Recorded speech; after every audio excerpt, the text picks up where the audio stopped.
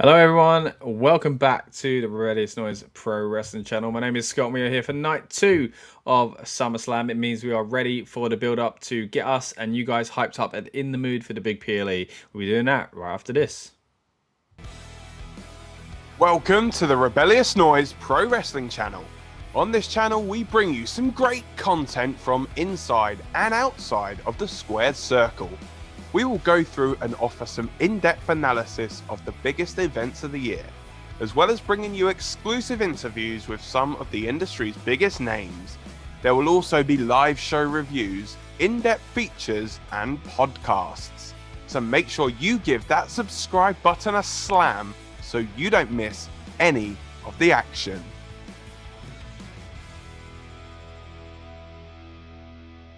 Alright guys, once again welcome back to the channel. The action is here for the build up to night 2 of SummerSlam.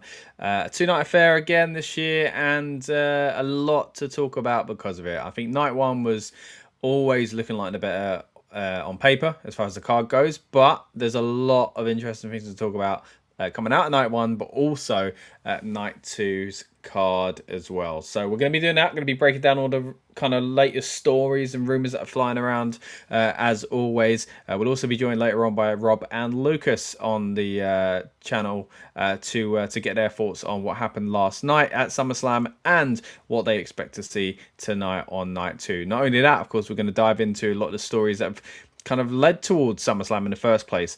If you're with us on last night's build-up show, we appreciate you. Thank you for tuning back in tonight. But last night we of course broke down the card for night 1, but we also talked a lot about, you know, the heel face dynamic being a little bit sloppy in a lot of these storylines at the moment, and I feel like some of those issues are worse on night 2's card. So of course we'll be diving into that a little bit more on this build-up show. Once again, this is your Rebellious Noise build-up for SummerSlam night 2. What we do on the evenings of PLEs is get you guys and us hyped up by talking last-minute rumors, and sometimes get our friends from the wrestling media world to join us as well. Once again, thank you to everyone that tuned in for last night's edition, and also those that tuned in for the weekend kickoff show. Speaking of which, I've already done my predictions for night 2. And we're going to look back at those in a little bit, and we'll dive into those in a little bit more detail through that stream replay very soon. But at the moment, we are live. We are looking into all the kind of rumors that are flying around, including the order of the matches tonight. Now, last night's, and to be honest, over the last few kind of months, it tends to be correct when these rumors fly around just the hours before the PLE.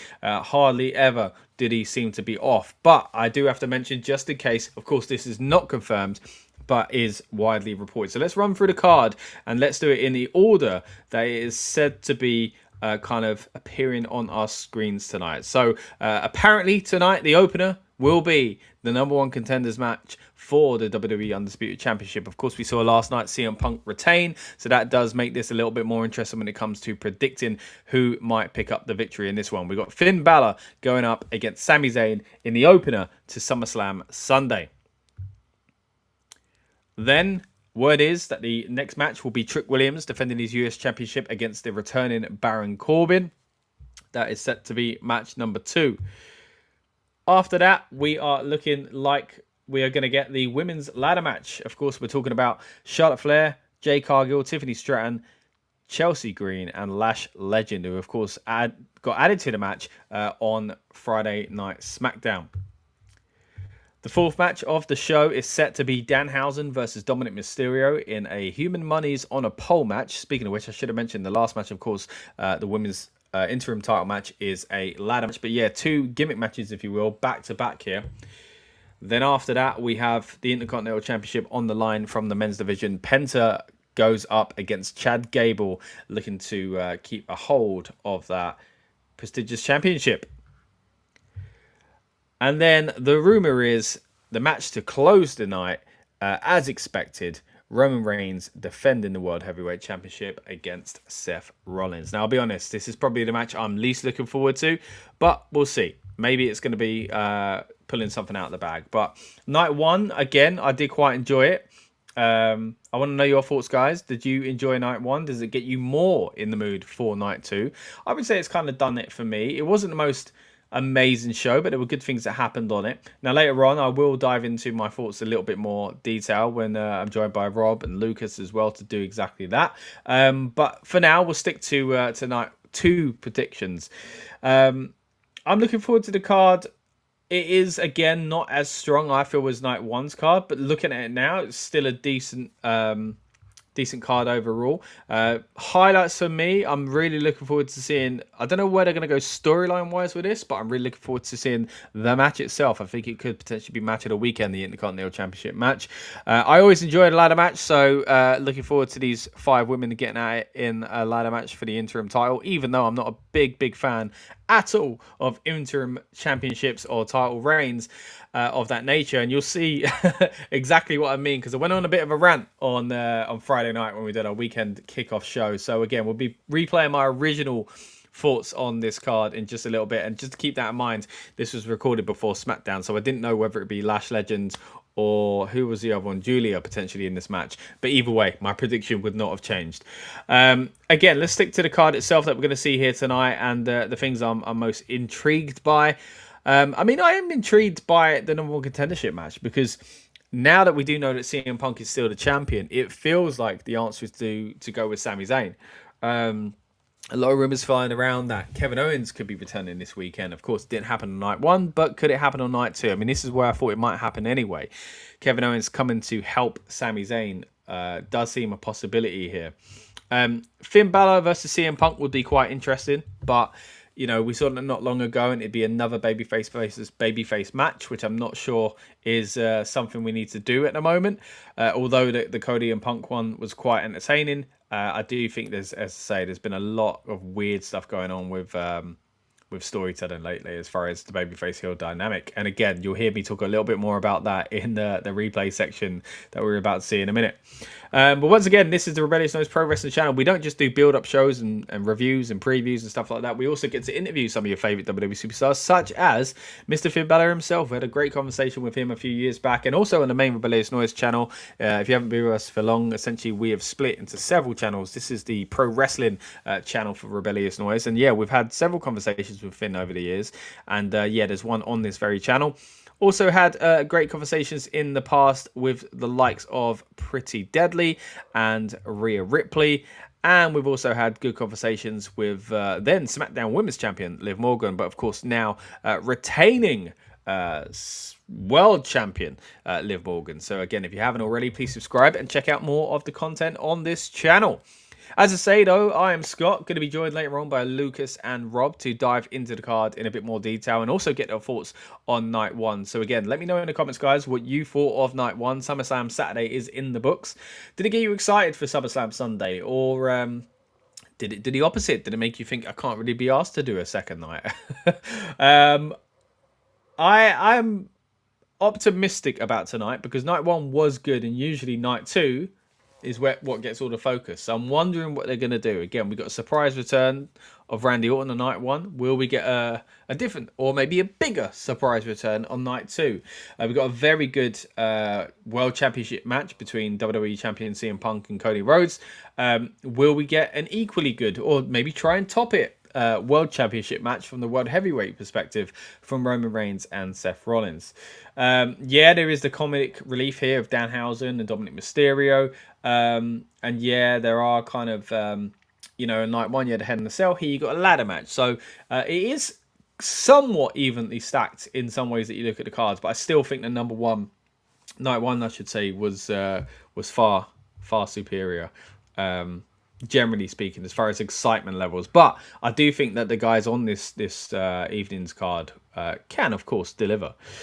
What we're going to do, as I say, is throw over to my original predictions in just a moment. And when we do this, please keep in mind that, again, this was recorded on Friday night before SmackDown. But again, I don't think I'd change much of what I said. When we do play this, I'm going to be lurking in the background, watching myself on the past with you, and I'll be commenting along with you guys as well. So keep your comments coming, and we'll pick some of our favourites to go further in depth on when we come back live for the live portion of the show in just a little while. Before I do throw it over to the replay, though, let's have a quick look and see if there are any major stories floating around there since we've gone on air. Again, the planned match order is being highly kind of touted around at the moment, and again we've gone through that.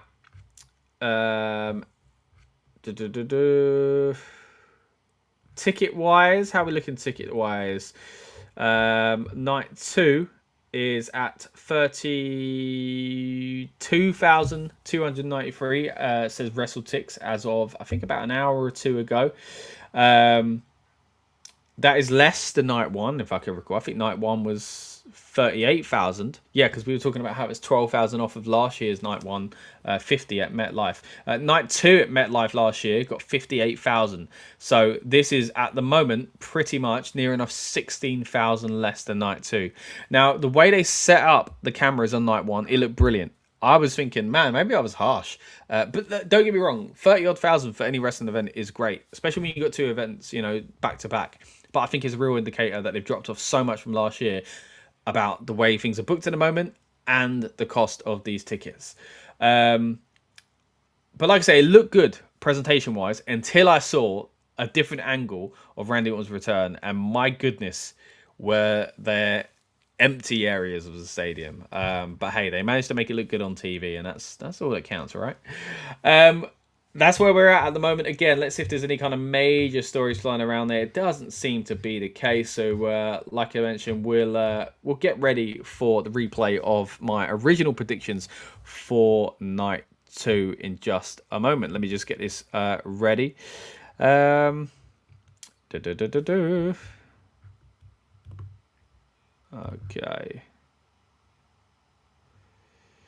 Nearly there. All right, once again, let's throw it over to my original thoughts on night 2. And again, I'll be lurking in the background and giving you comments here as well. All right, see you in a bit. Pro Wrestling Channel. My name is Scott. We are here for the weekend kickoff of SummerSlam 2026. Welcome to the Rebellious Noise Pro Wrestling Channel. On this channel, we bring you some great content from inside and outside of the squared circle. We will go through and offer some in-depth analysis of the biggest events of the year, as well as bringing you exclusive interviews with some of the industry's biggest names. There will also be live show reviews, in-depth features, and podcasts.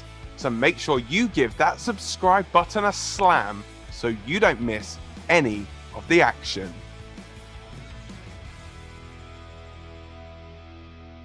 I'm like, you're not really winning people over as you won people over as far as the whoop that trick, and people like you, they think you're entertaining, but have WWE told us fully that he's a good guy? I'm not sure. I don't want to get too hung up on this, but again, I just think it's quite a big topic at the moment. We've got a title on the line with this one, and while I want good things for Baron Corbin, he never held a world title or anything like that. What he did do was hold the US title, if I'm not mistaken. And I don't think it's a stepping stone that he really needs. This is a good feud for him. It builds him back up. But yeah, I just don't know if it really is the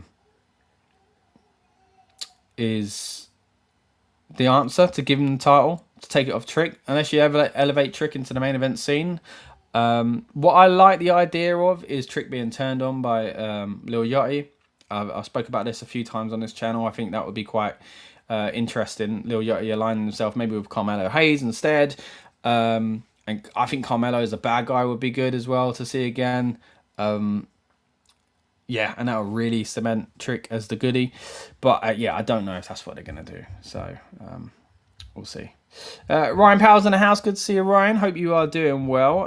Appreciate you tuning in. Hope you're looking forward to SummerSlam. We are now predicting night 2 here on the weekend kickoff show. And again, we go live just a few hours before each night on the PLE evenings themselves. We do a build-up show where we talk last-minute rumours and get our friends on and stuff like that, and talk a little bit more about these storylines leading to the big events themselves. But yeah, right now we're making our way through the card for night 2. So let me know what you're most looking forward to on night 2. Prediction-wise, then, I'm going to say Trick Williams is going to keep it. I don't know when he loses it at this stage, but I just think someone coming in from the past to take it off of him maybe isn't. Unless they're moving him on to bigger and better things. What do we do with Baron Corbin? Yes, it's fresh in the sense there's not a lot of new guys for Baron to go up against. But if he doesn't win the title, where does Baron Corbin go? Maybe this is a feud that goes on for maybe another 2 more PLEs. It's only just started, really. So could see that happening. In which case, Trick's got to win it, right? No, maybe not. I guess Trick could be going for a rematch. But I'm going to say Trick's going to win this one. Moving on from the US title match, let's talk a little bit about this one here. And as I say, this is being recorded just before SmackDown is on the air, so we don't actually know the 5th participant. Of course, at the moment, it could be Julia or Lash Legend, but it's a 5-way ladder match for the WWE Interim Women's Championship. You've got Jade Cargill, you've got Charlotte Flair, you've got Tiffany Stratton, and you've got Chelsea Green. Now, let me quickly just go through them as the graphic is up. If it's Julia or if it's Lash Legend, I don't think they're going to win. I don't think Chelsea Green's going to win. I don't think Tiffany should win because she already has a title. So therefore, I'm going down with Charlotte Flair and Jade Cargill. And it now brings up the crux of the issue for me. I hate interim champions. Maybe not themselves, but the reigns, the championships maybe. Get rid. Why are we doing this? Just strip Rhea Ripley of the title. Why is she still champion? In the like, they haven't set a good precedent, right? It happens one time it's this way, then it's this way, and it just, that's annoying anyway. But it's wrestling, they make up the rules as they go along, right? Just to fit the story. And clearly there's some sort of story they must want with Rhea to keep the belt on her, or some sort of reason they want to keep the belt on her. Yeah, it does give the excitement of like, who's the real champion versus champion, but it just muddies the waters. If Charlotte wins it and it becomes her gazillionth time as champion, right? Whether or not you like the fact she's held the title so much, or you don't, this muddies the waters to how many she's actually had. And like, her dad's one's disputed as well, because her dad 16 time, but really he had more than that because of the way WCW, you know, the International Championship, NWA title, all that mess. I don't like it. And when you don't have to do it, you shouldn't do it. And they are doing it, and it's just so annoying. Look, the visual of someone holding 2 belts, cool. I get that. In some sense, you know, it was cool with Sami Zayn a few years ago. It's cool with Razor Ramon back in the day. That's the coolest side of it, just the visual. And its ability to create, who's the real champ? I get that drama, don't get me wrong. But, like, just take the belt off of Rhea. Like, because then who is the real, like, that's a real problem. Who is the real champ? Like, it's ridiculous. I really don't like it. If it's Jade Cargill, I'd feel like she's not really the champ.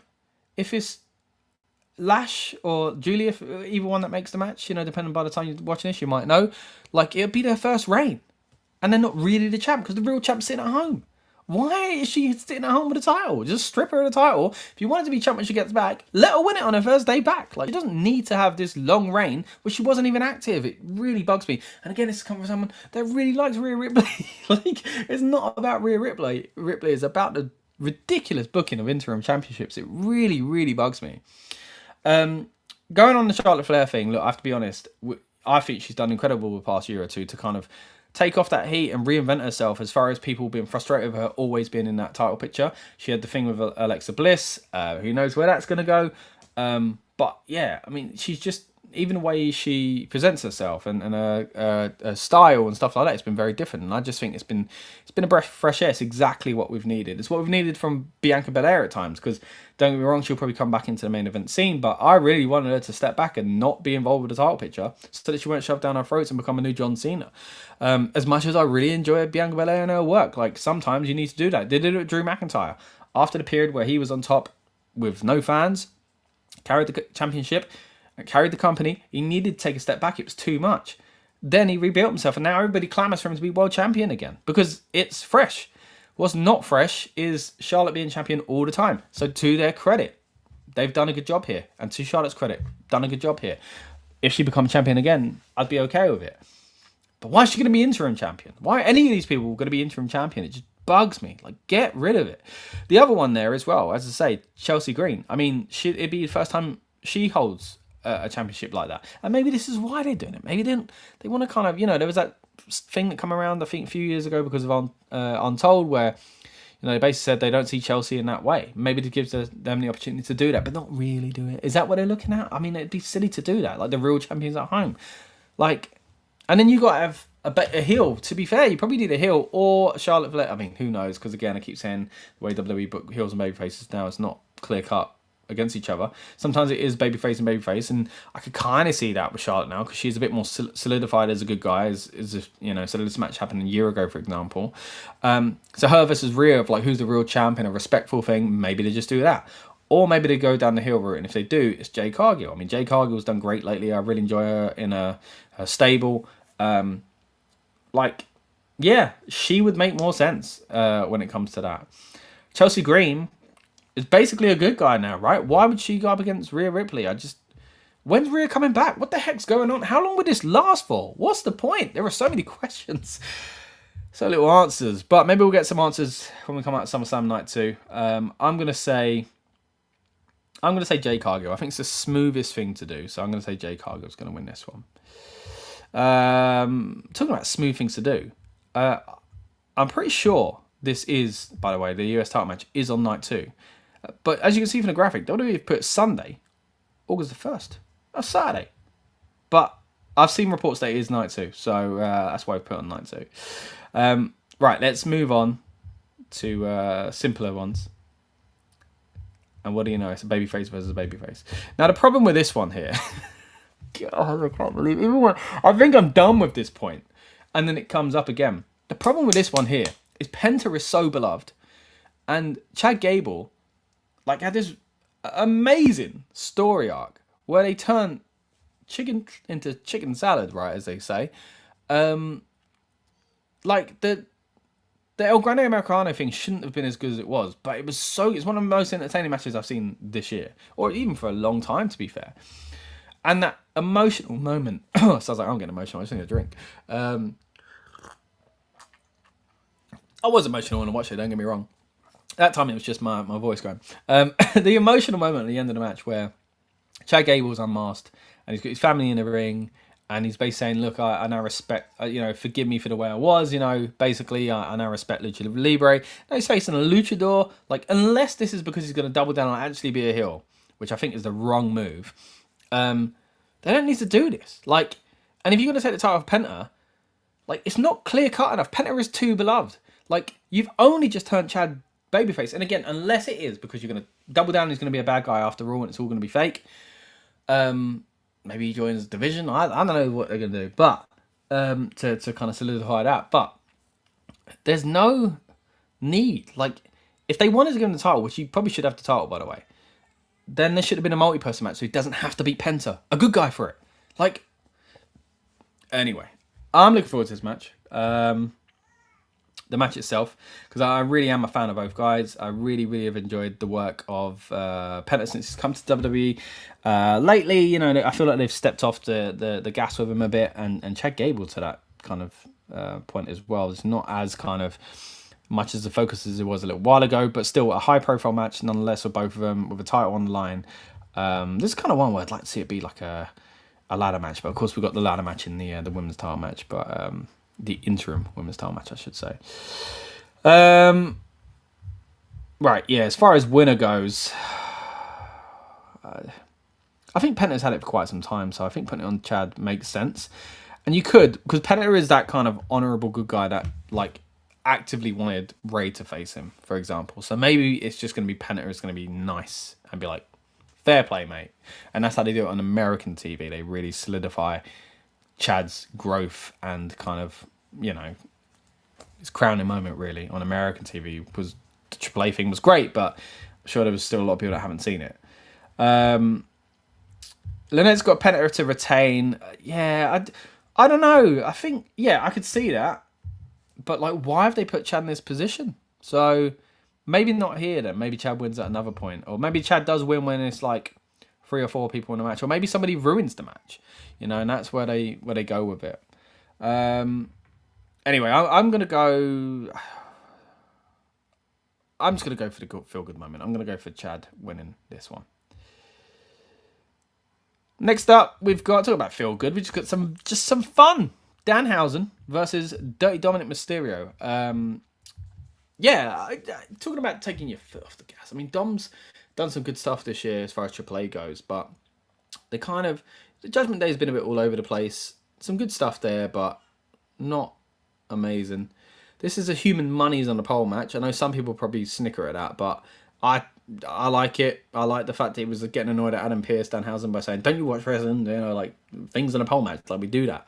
I like that. Plays into his character. I know a lot of people weren't a fan of the Joe Hendry song, but generally I've liked pretty much everything that Danhausen's done since he come into the company, and he's just entertaining. So I think he should probably win with the help of the Minihausens and Joe Hendry and some shenanigans and maybe 7 players from the New York Knicks and I don't know, whatever else. But yeah, I don't really mind what happens in this one. I could see him at the end looking victorious because the numbers were against him with the Judgment Day, but like people come out to save the good guy. I could also see him laying on the floor holding onto his stomach because Dominic has got one up on him. So not the most kind of important match as far as like storyline progression, but fun. I think so. I'm looking forward to it in that sense.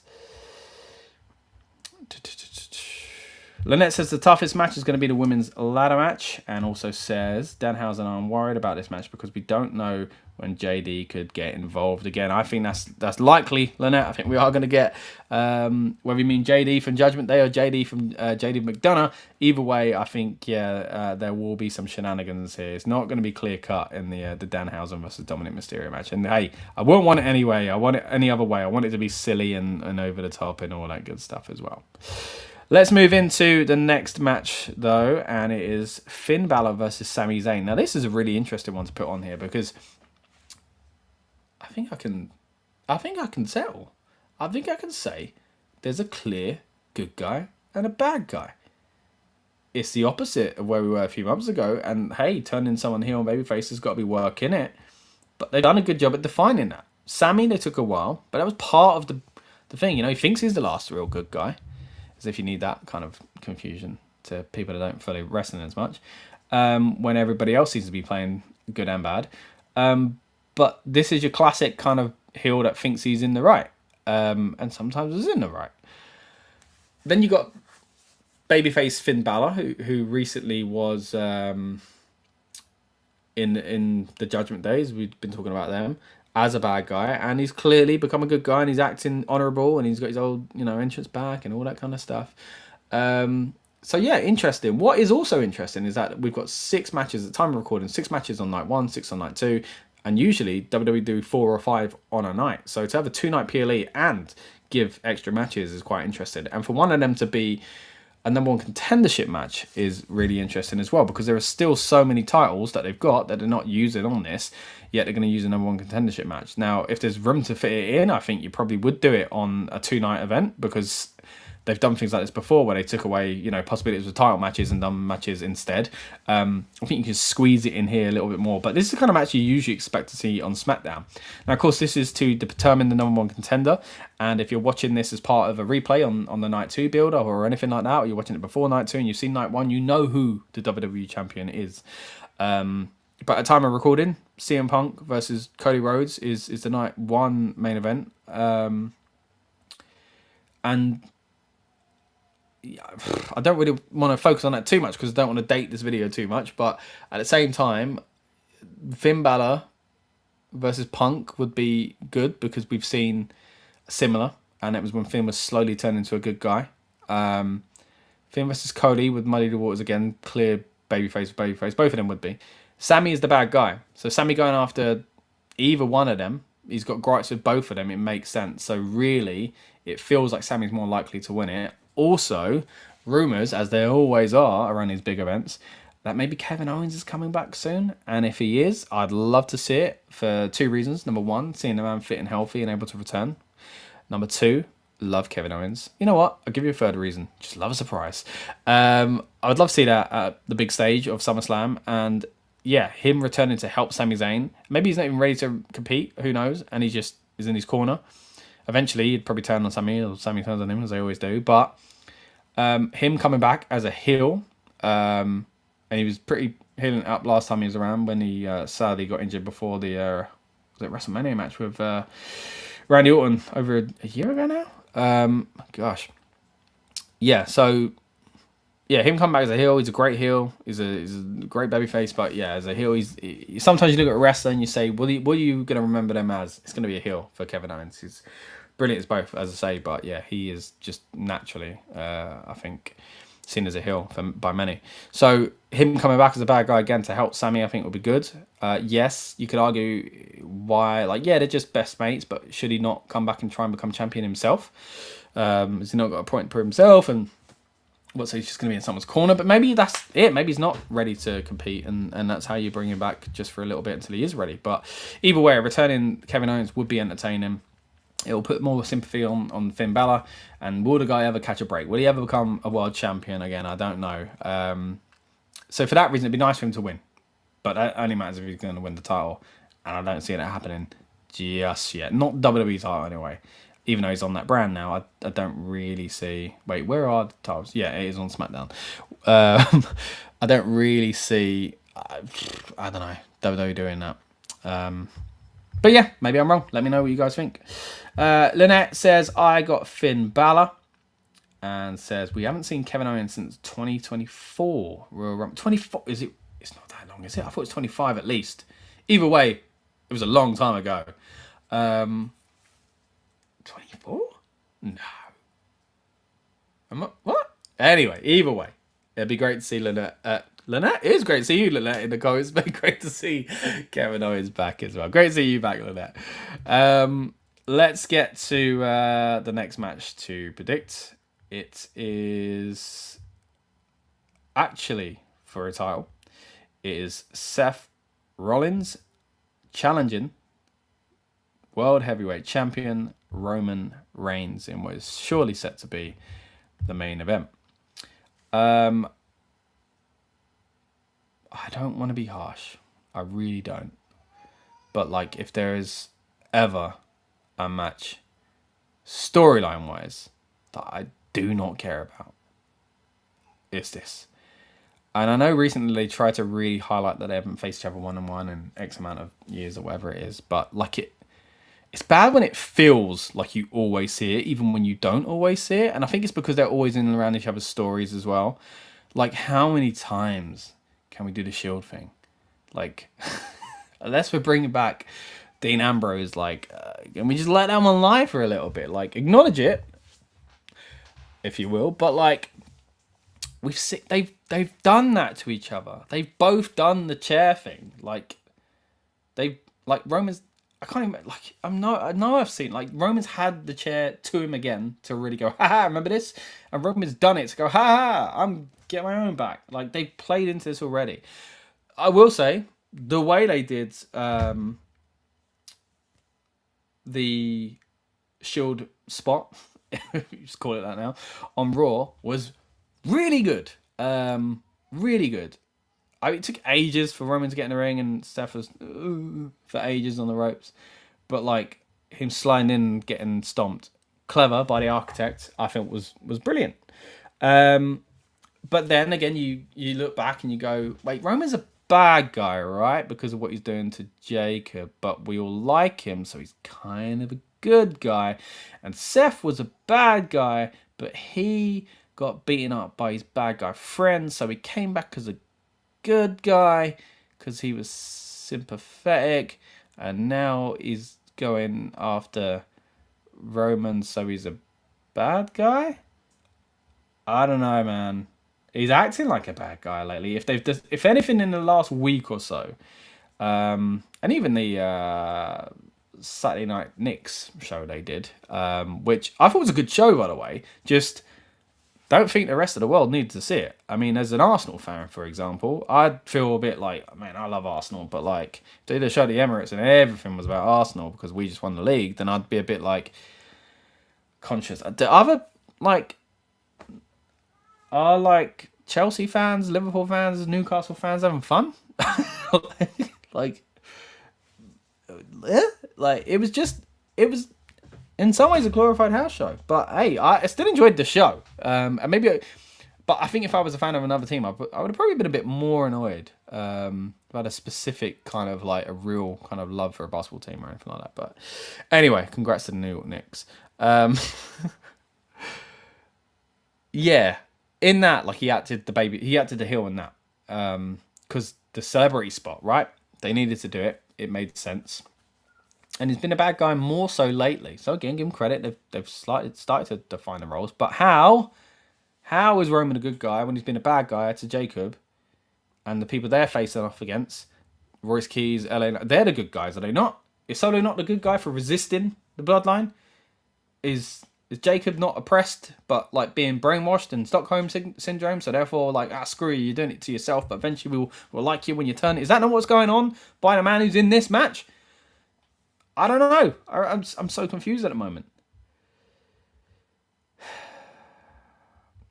Lynette says, my bad 2025 for... Hey, don't worry, Lynette. Appreciate you either way. Referring to Kevin Owens. But still a long time, isn't it? Kevin Owens been there. Roman Reigns all the way. That's my tribal chief, says Lynette. Yeah, as far as prediction goes, we'll get to that in a minute. But, yeah. Kevin says, am I getting paid by Tony Khan? Is this for the anti-WWE... Well, it's not any... I'm just talking about things I'm not enjoying about WWE. Like, can we not just... I mean, look, you're a Miami Heat fan. Did you really enjoy... Nixomania? Like, is that not a weird thing WWE did? Anyway, no, man, I'm loving it. I'm a big WWE fan. I'm not getting paid by Tony Khan. No. If anything, WWE have treated me much better than AEW in the past. I've interviewed many of their superstars and been treated to goodie bags and things like that from WWE. Not saying they bought me or anything like that. You know, it's just how things work in the wrestling media. They've given me more access ever than AEW have ever given me. And I'm not biased in that sense. I'm not biased towards WWE for that reason, but I'm certainly not biased towards AEW, if that's what you're getting at. Because, I mean, I'm not enjoying the fact that people aren't clear baby faces and aren't clear heels in pretty much every storyline that WWE is telling at the moment. It's just too much. Sometimes it can work.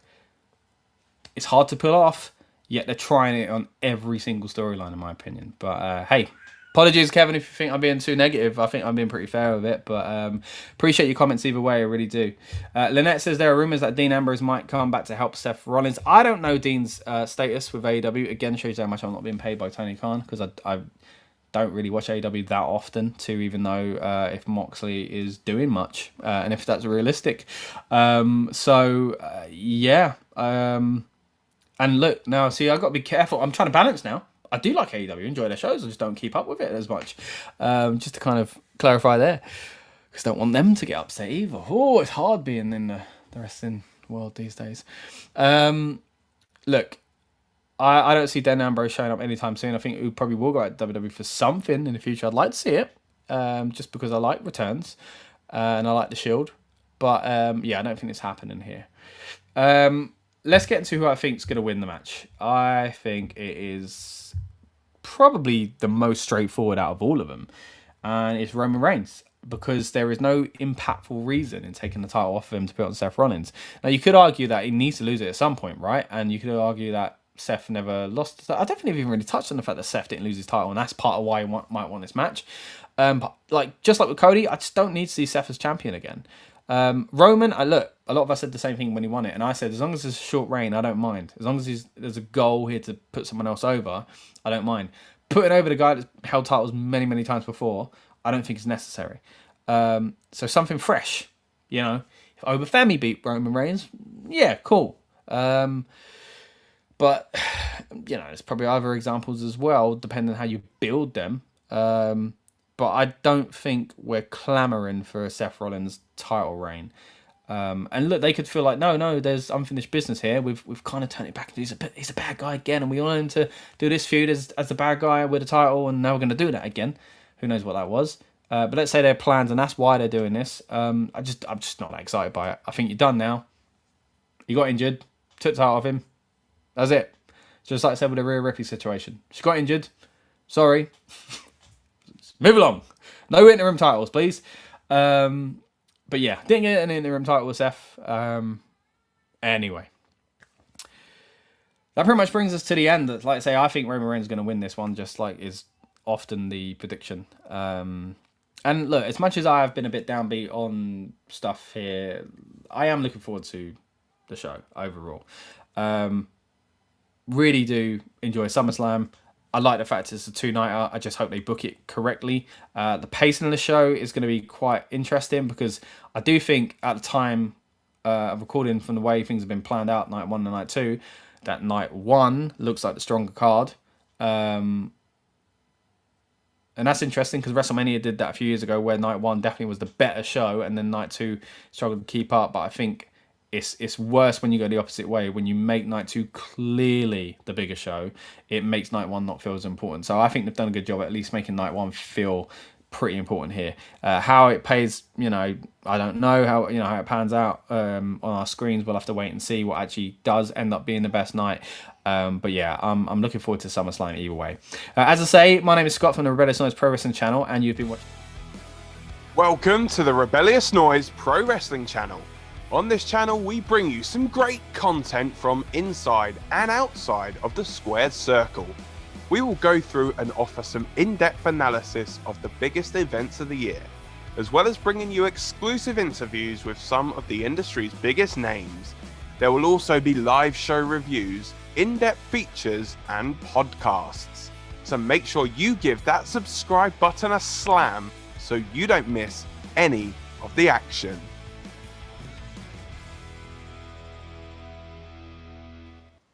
All right, everyone, we are back live on the Rebellious Noise Pro Wrestling channel. Thank you for those that stuck with us and, watch the replay section of our weekend kickoff show from Friday night, where we broke down not just night one, but night two. Of course, you were watching their predictions based on night two, because that's what we've got coming up.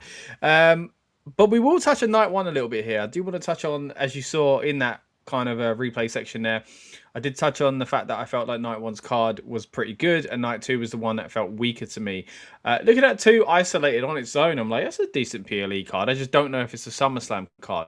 Whereas night one felt like a SummerSlam card. If we're talking about a one-nighter, basically, it felt like a SummerSlam card. We'll get into night two in more detail soon. We'll break down the card itself. We'll talk about our kind of predictions, and I'll kind of recap some of the things for those that maybe missed the replay section there. My kind of main highlights for my original predictions, and we'll be joined by Rob and Lucas to kind of talk through theirs as well. Before we do that, though, let's talk about the cards that we are going to see tonight and the match order that is flying around as far as the rumors go at the moment. And again, 9 times out of 10, these tend to be, I'd say 9.9 times out of 10, these tend to be correct. So last night's one was, and this is what they're saying is going to be the order tonight. So Finn Balor versus Sami Zayn, the number one contendership is set to open the second night of SummerSlam 2026. Trick Williams defending the US title against Baron Corbin is said to be the second match on tonight's card. That'll be followed by the 5-woman ladder match, which is the match between Lash legend Charlotte Flair, Jade Cargill, Chelsea Green, and Tiffany Stratton. Of course, Lash legend added to the mix on Friday Night SmackDown, so it wasn't part of my original predictions. But as I say, this is that's pretty much what I would, I wouldn't expect her to win anyway. Could be shocked, but we'll see. Third match on the card is, excuse me, I've had a tech issue here.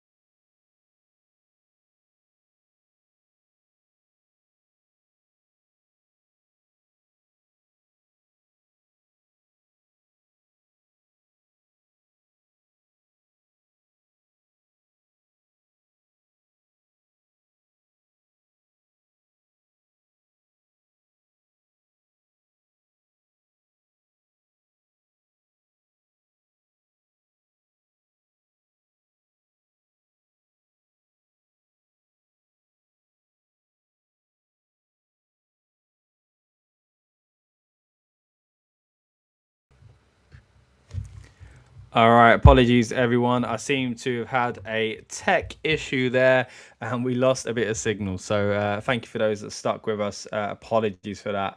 Not the kind of standards we like to have here on the Rebellious Noise Pro Wrestling channel.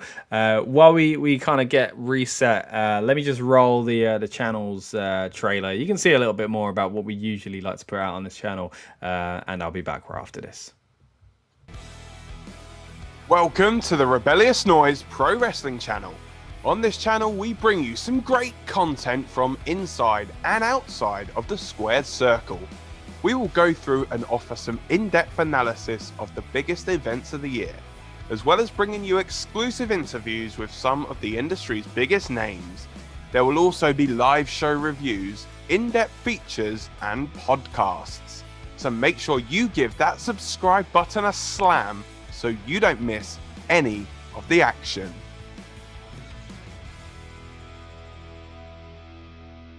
All right, well, thanks for not missing the action, guys. Thanks for sticking with us there. Again, apologies for that tech issue. Where were we? We were talking about Lash Legends' chances in this match. I don't see it happening, guys. I don't see it happening. But again, if I'm surprised, then that's a good thing. It's always nice when wrestling can surprise you in a positive way as well.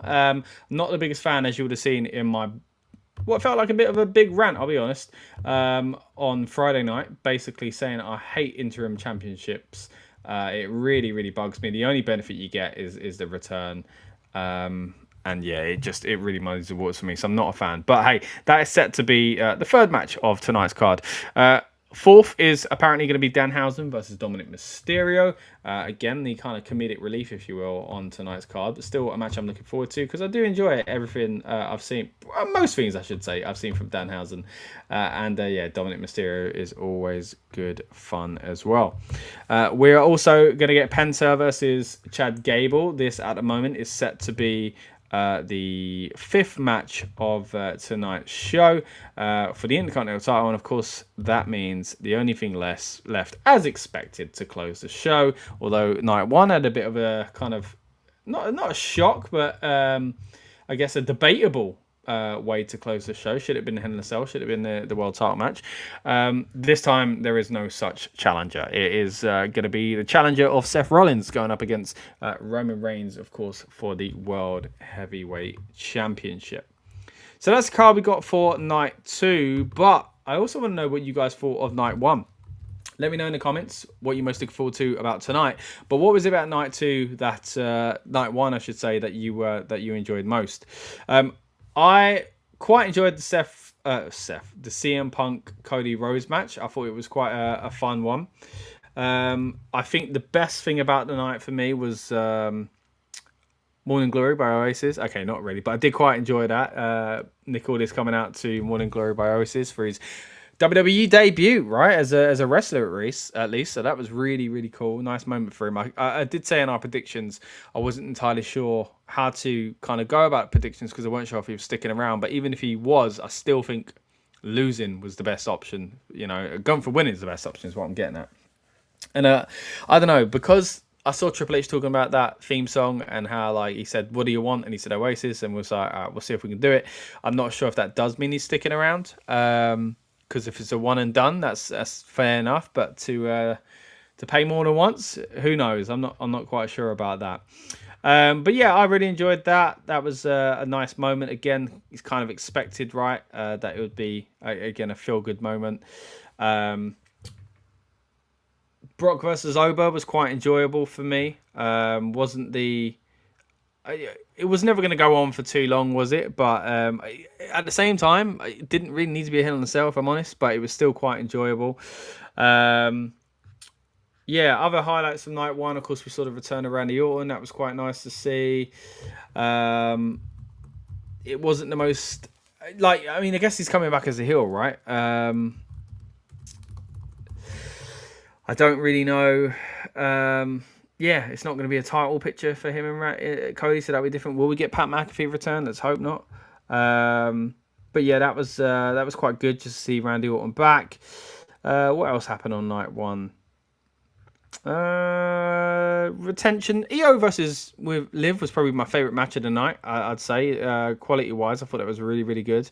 So yeah, congrats to them. And then you had the six-person tag as well, six-man tag, which I was worried about. I was really worried about Solo and him not being solidified as such a clear babyface. And to be fair, I think this match did it. The argument that me and kind of Lucas were kind of putting forward yesterday was that it's a bit of a worry, right? The fans still want to yeet, so it's hard for them to not yeet to Jay and Jimmy, and Solo kind of taking a mick out of that. There's a lot of fans who kind of would have been a bit confused, being like, well, I actually like that Solo. So for Solo to take the mick but actually let them yeet because he ran it back himself, I thought was quite funny. And again, I think it, weirdly enough, mid-match solidified him as a bit more of a babyface. So yeah, the babyfaces, in my opinion, should have won. And they did win, so I was quite glad to see that. Also, want to say the entrance, the Gears of War entrance, was pretty cool, especially when it comes to the Samoan Werewolf in Jacob Fatu and the way that Jay was kind of almost like didn't have him on a leash, but he kind of gave that visual like he was kind of controlling him. I thought it was really cool as well. So yeah, really, really enjoyed that from night one. I'll be honest, when it comes to the main event matches, even though it weren't a main event, it was 5th rather than 6th. Punk versus Cody. I tend to get quite distracted these days and just kind of zone out for a little bit until they start spamming finishers and there's, near falls. That's when I start paying a little bit more attention. But yeah, it was a good match. Again, I only really focused on the last bit of it, but I did like it. I thought they got quite, I guess, what do you call it? Yeah, just entertaining, really. The stuff on the outside of the ring. I thought they were quite, what's the word I'm looking for? Resourceful, I guess, when it comes to the announce table and stuff like that. CM Punk's elbow drop on the outside. CM Punk's Terry Funk moonsault was quite fun to see as well. I quite enjoyed that. But yeah, we're going to bring Lucas. We're going to bring Lucas in a while, but first we're going to bring Rob in just a moment. We're just trying to work on some more technical issues we've been facing on the channel tonight, so apologies for that. We'll be bringing him in very soon. We want to find out what he has to say about night one, his opinion. Again, the card I always felt was going to be stronger than night 2, but did it deliver? I thought it was a pretty good show overall, but I'm not sure if it's made me more excited for night 2. So, like I say, let's get ready and let's bring Rob into the fold now and see what he has to say about SummerSlam weekend. Rob, how you doing, mate? Oh, I can't hear you. There might be more tech issues. Still can't hear you, man. I'll pretend when Rob talks, I'll just say what I want him to say. Can you hear me now? Ah, crap. Yeah, I can. Just as I was about to put words in your mouth. Oh, that's annoying. How you doing, man? Yeah, sorry. I apologize. So I've changed microphones. Obviously, I'm away. I'm on holiday. Yeah. So, yeah. So, but all good. Just bouncing off of what you said. Obviously, I caught the tail end of what you said about the Hell in a Cell. It was really fun. Like, just to see... we've seen so many different versions of Brock now, going from the next big thing, Ray at the beginning, to the Beast Incarnate, to wherever we've gone from there. And I've been one of those people that's always been I like Brock, but there's something I love the way he's presented. But after a while with the German suplex stuff, it was fun for a bit. Then I kind of got bored. And on the tail end of it, again, it got boring. And then a return and a leave and a return. And then, but I don't know, for some reason, this last, maybe since the Cody stuff, which was a weird turn anyway. But since the Cody stuff up till now, it's been a different Brock. I feel like he's really found his place within wrestling, which is a weird thing to say given that how much of a veteran he is. But yeah. But I feel like he's really found his comfortable spot, and really putting over Oba Femi at the end was lovely. It was so nice to see, and it was such a different version. So if we got the past and the present, and obviously the future is now, or the past and the future and the present now, then I think he wants to leave wrestling in safe hands with Oba Femi. And it seemed like that's how it was going. So I really enjoyed it, though. Just even if the match, as you said, it didn't need to be in a Hell in a Cell. But for what we got out of it, it was lovely. It was, I can't complain. Yeah, it was a nice moment at the end. Like, I guess there'll be some conversation about retirements and things like that as well. But just leaving off that for just a moment, I mean, it was either way. It was good to see Brock basically be like, just say, I'm the past, this guy's the future. Like, he was very clear about that, and I thought it was a really nice moment as well. Like you say, Yeah. Your mic, I don't know if you can do anything. It seems a little loud on my end, Rob. If you could do something about that, that'd be great. But appreciate that you don't always have good kind of options on these things. But yeah, I enjoyed night one. I did. I always felt like it was the stronger of the two cards, and it's kind of made me worry for night two because I still felt like it was a good show, but like it didn't blow me away. So I'm like, if the card I was most looking forward to didn't blow me away, what can I really expect from night two? Not to put too much of a dampener on this. Again, the build-up show, the idea is to get us hyped up and in the mood, to get you guys hyped up in the mood. But yeah, I'm not really sure what to expect from night two. So yeah, I mean, yeah, what are your thoughts on a kind of night one, night two balances? Again, it's a little bit unfair because we've seen night one, but did you go into that thinking night one was looking better than night two already, like I did? It felt like they'd stacked. Weirdly, they'd stacked night one for SummerSlam as opposed to night two. I mean, I'm just looking at the card now, and I guess when you got Punk and Cody, Oba Femi versus Brock, Gunther, Nick Aldis, which I really loved. Honestly though, night one for me, my favourite match was the LA Knight solo and Royce Keys. Obviously, we'll get into that. But yeah, you're right. It does seem like night two is a little more stacked than night one is more stacked than night two. Sorry. Yeah. And I don't actually know why that is. Normally they'd push night two a bit more. I feel like night two feels like a PLE card, but night one feels like a SummerSlam card.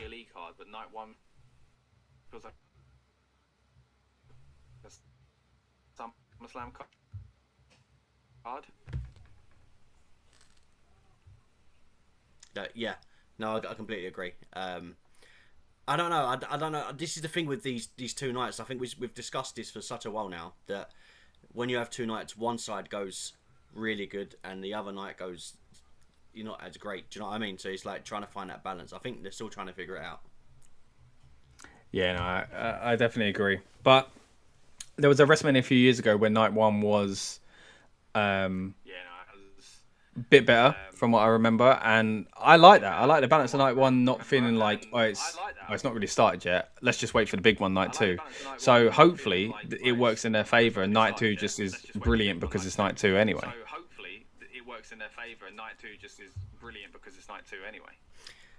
Yeah, that's the thing. Like, it's always hard to judge how we're going to get it. But it seems like for WrestleMania they always stack night two, but for SummerSlam, I'm just trying to think back. Have they always stacked night one? Is that a pattern that we're starting to get, or is it to drive sales to the first night as opposed to the second night? If you buy the first one, you get the second one.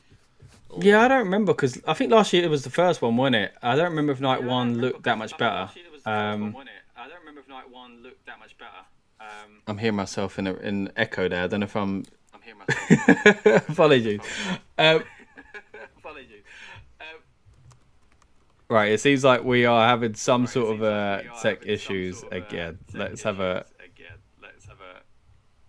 Right, what we'll do. We'll drop Luke. We'll drop Rob out for a minute. And there we go. Apologies for any of this. It could be me because I'm still hearing myself. Or am I not? No, I'm not. Okay. Right. Anyway, we're about 2 hours away from SummerSlam Night 2 kicking off. As I say, Night 1 on paper looked a lot better. Night 1 delivered. It was good. It didn't blow me out of the water, but it was good. So it makes me worry about what Night 2 is when I'm not as excited about Night 2 as I was Night 1. But I'm just hoping because it is Night 2, by default, usually you have the bigger storylines, closing the show and stuff like that. What doesn't help is Seth versus Roman isn't the match I'm most looking forward to. When you put it down as the possible main events and the world title matches, I was more looking forward to Cody and Punk, and now that's out of the way. I'm kind of like, what can we really get from Seth and Roman? I'm not really sure.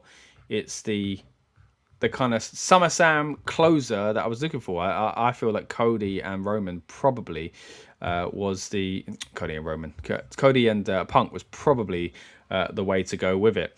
Let's bring Rob back in now, and let's see how we're doing. Rob, how are we? Oh, look at you! You're looking all shiny and bright now. Different. Am I camera and good? everything. So I'm using my phone. So tell me if I'm too loud. Obviously, I can adjust it slightly more. Yeah, no, it's all right. It seems a little bit quieter now, but I think it's all right. I think we're good. Good. Yeah, Rob, I was just looking at the end of night 2, right? Yeah. It's going to be. I mean, last night there was a bit of a what's going to main event, and it ended up being Hell in a Cell, right? On night 2, there's no doubt about it. We actually know the order of it. We'll go through it again in just a minute, but I don't see anything closing at this moment in time. I can't see anything that inspires me from this main event to go, I wonder how they're going to close the show. Yeah. Like, for me, it's either Roman wins, which is 99.9% likely, in my opinion, or Seth Rollins wins, and like I go, oh, okay, we're back there, are we? I don't really see anything exciting happening. What are your thoughts on why they've decided to make this? Is it simply because it's Roman Reigns? Why they've decided to make this the main event of the entire weekend because it goes on last?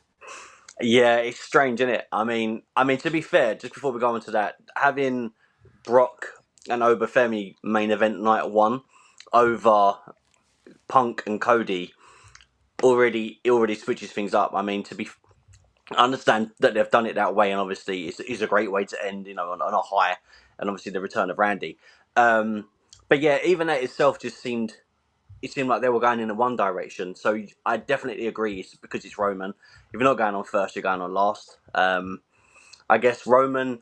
Isn't it weird how we're now kind of discussing, like, is Roman the big marquee to end SummerSlam when we've just had CM Punk versus Cody Rhodes just before the Hell in a Cell? And you're right. If Seth wins, okay, so title's back on Seth. So what? Like, yeah, I know. It feels weird. Hot potatoes back to Seth. Like, it feels weird saying it, but I mean, night 1 just had 2 options, and night 2 only has 1, and both the options in night 1 were better to close the entire weekend for me, right?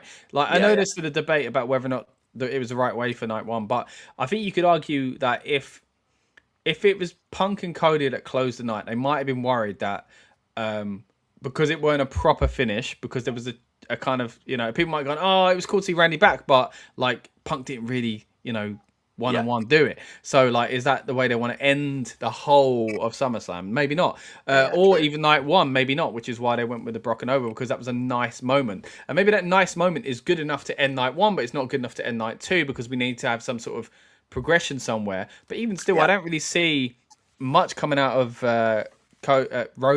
Roman and Seth to kind of inspire me, and I hope I'm wrong. I mean, I'm hoping this time tomorrow I'm looking back at night 2 going, man, the way that ended was so exciting. I can't wait to see what happens on Raw, but I don't really see it. We are going to be joined in a little bit by Lucas as well, so hopefully we'll get his thoughts on not just night 1, but of course the card for night 2. I'm going to hop out in just a moment, and Rob's going to tell you his thoughts a little bit more in depth about night 1 specifically, and then again Lucas is going to be joining him very soon. Before we do, let's go through the card and the match order that is being kind of put out there at the moment. Again, 99.9% of the time these are true, and last night rumours were correct as well, so let's just take this as maybe a little bit more of a pinch of salt, maybe a little bit of a spoonful of salt with this one. But the opener is set to be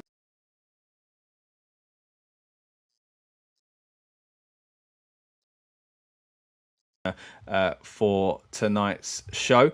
After the number 1 contendership match, we are apparently going to be treated to Trick Williams versus Baron Corbin for the US title.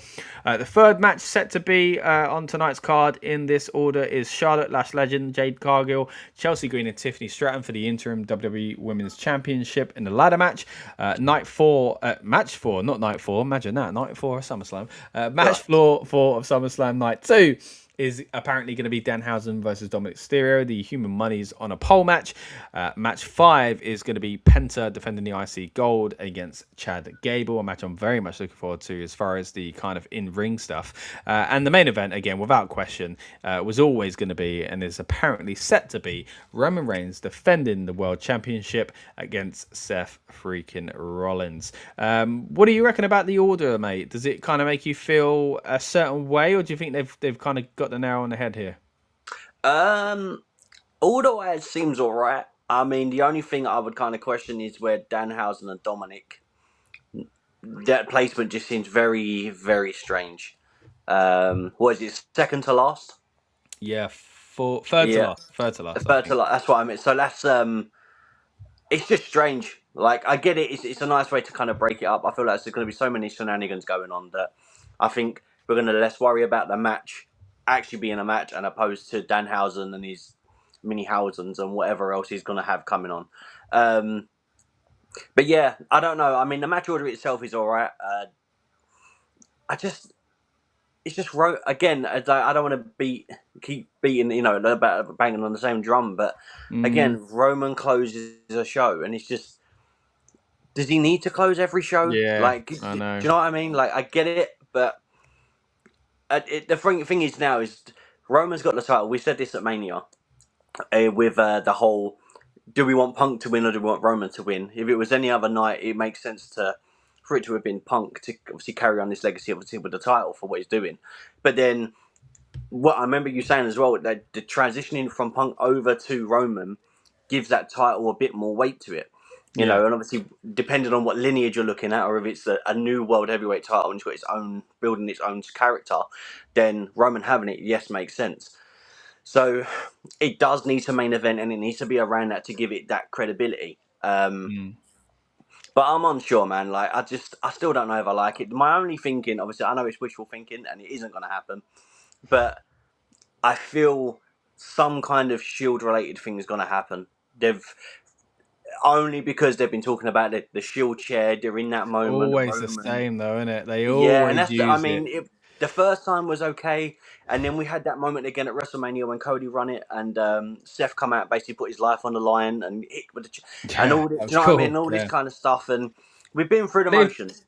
They've done it as good guys and bad guys. They've done it as Roman got his own back. He did the steel. He's done the steel chair thing. It's happened to him again. Then he did it on Raw, and I'll be honest, I like the way they did it on Raw. Turned it into a stunt. It was very creative. I really like the way they pulled that off. But again, it's the same old thing. I've seen a picture actually, apparently backstage, of Seth arriving with the Shield mask on, which again, love it. Mind games. Remember that time he came out to the Shield music as well? Mind games. I like it, but it's the same story all the time. And I was saying on a weekend preview like that we did, this hasn't been a match for the past few years, and WWE wanted to kind of make us know that on Raw, but it feels like it is, and that's a problem. The fact that we haven't seen it that frequently, but it feels like we have, means it's a problem, because there's been different versions of the match. There'll be triple threats or tag versions and all that. It's the same old stuff. Look, let's pause on night 2 for a little bit there, and let's focus a little bit more on night 1. As I say, I'm going to hop out for just a little bit, but Rob, take it away. Let the people know what you thought of each of the big moments and matches from night 1, mate.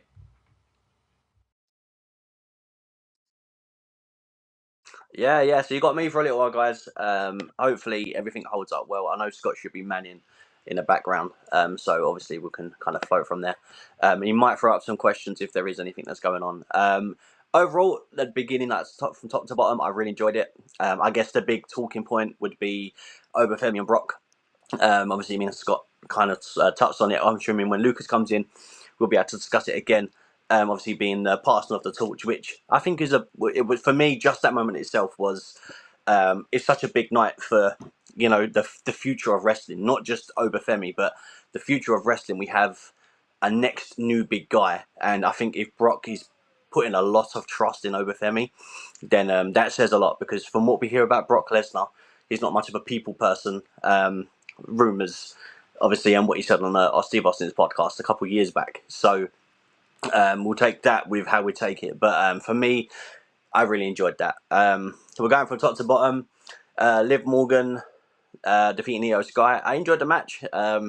it was hard hitting. There were some moments, especially when we went to ringside, and a couple of in moments there where when they were going out, and Io hitting the I always forget what the basically the moonsault.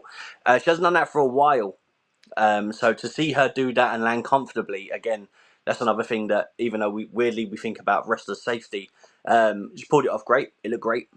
Really enjoyed the match. It went on longer than I expected though. Not in a bad way either. Just sometimes women only get 6, 7 minutes, something like that. And they really compact a lot of stuff in their match. When they get a little bit more time, just looking at times now, they got 13 and a half minutes. They had so much more time to be able to do stuff, let moments breathe, allowing the match to kind of flow a little bit quicker, a little slower, pick up the pace when they needed to, really push the narrative, of Io getting the upper hand and then switching. And so I really enjoyed that. So look, let's just get more time. I mean, overall, let's get more time in wrestling. I guess that's another podcast in itself, especially with WWE stuff. But look, I enjoyed it. I really enjoyed it. It was such a fun way and a great opener. Next match though, LA Knight solo Sikoa Royce Keys defeating the bloodline of Jacob Fatu, Jey Uso, and Jimmy Uso. This is just a fun match. Obviously, I am going to bring this back up when the guys are back in, but how nice is it to see this version of Solo be around? Just him running it back.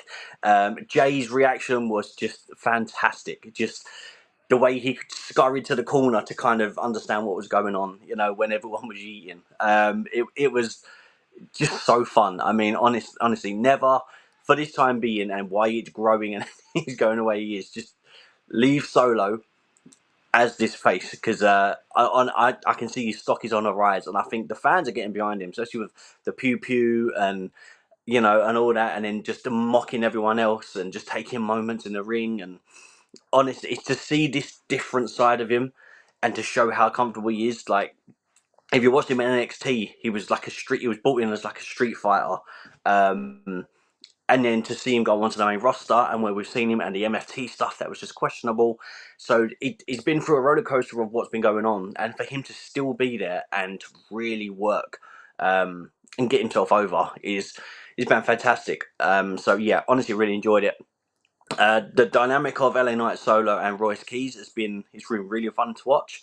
I don't know how it's kind of, they seem like three different people, but you put them together and it's really worked. I guess all three of them have got something that they want to show. So if they can't do it individually, doing it together is the next best thing. And I'm telling you, it's worked. So intrigued to see where this goes from here. The bloodline, though, what does Roman say about it? Obviously losing again an important match. Obviously the BFT from LA Knight to Jey Uso was that looks vicious, absolutely vicious. The way he could spike down on his head. So great selling from Jey. Hopefully he's okay, and it was just selling. Yeah, the match itself though really fun. Exactly what you expect it to be on a 6-man tag. Just really busy. Starts off well and then grows and gets a bit crazy from there. But yeah, no, it was really fun. Following that, Gunther and Nick Aldis, which again was so nice to see. A lot of people moaned about I see online that a lot of people have moaned about the Nick Aldis thing being, it was only one, and is it a one and done and stuff. But I think Wade Barrett said it very well. They started wrestling in front of like 10 people, and his dream was always WWE. And even listening to Chris Van Vliet's podcast and him saying that he thought like his dream had gone and he'd ruined his opportunity. So to see Nick Aldis come out was just so special, man. Just so special. So I'm just so happy for him. And if it's a one and done, then I mean, having a one and done in that crowd at SummerSlam, what a way to kind of come in and go out again as a wrestler. But I hope it's not the end for all this, because man, I feel like we're only just scratching the surface. For those that were Magnus fans, obviously in TNA, then obviously you see where it's come from. There's some stories there that can be told as well. So yeah, that would be. See, I'm hoping that we get a run, and he's still young as well. Like, I mean, I say young, he's like 39. So even like a run with a mid title, and then obviously him passing it on, I think even that, I'd be so happy to see that. So yeah, but the match itself though, grueling. If you enjoyed it, let us know in the comments. It was grueling. A nice light lad, a nice thing for time, 11 minutes, nearly 12 minutes.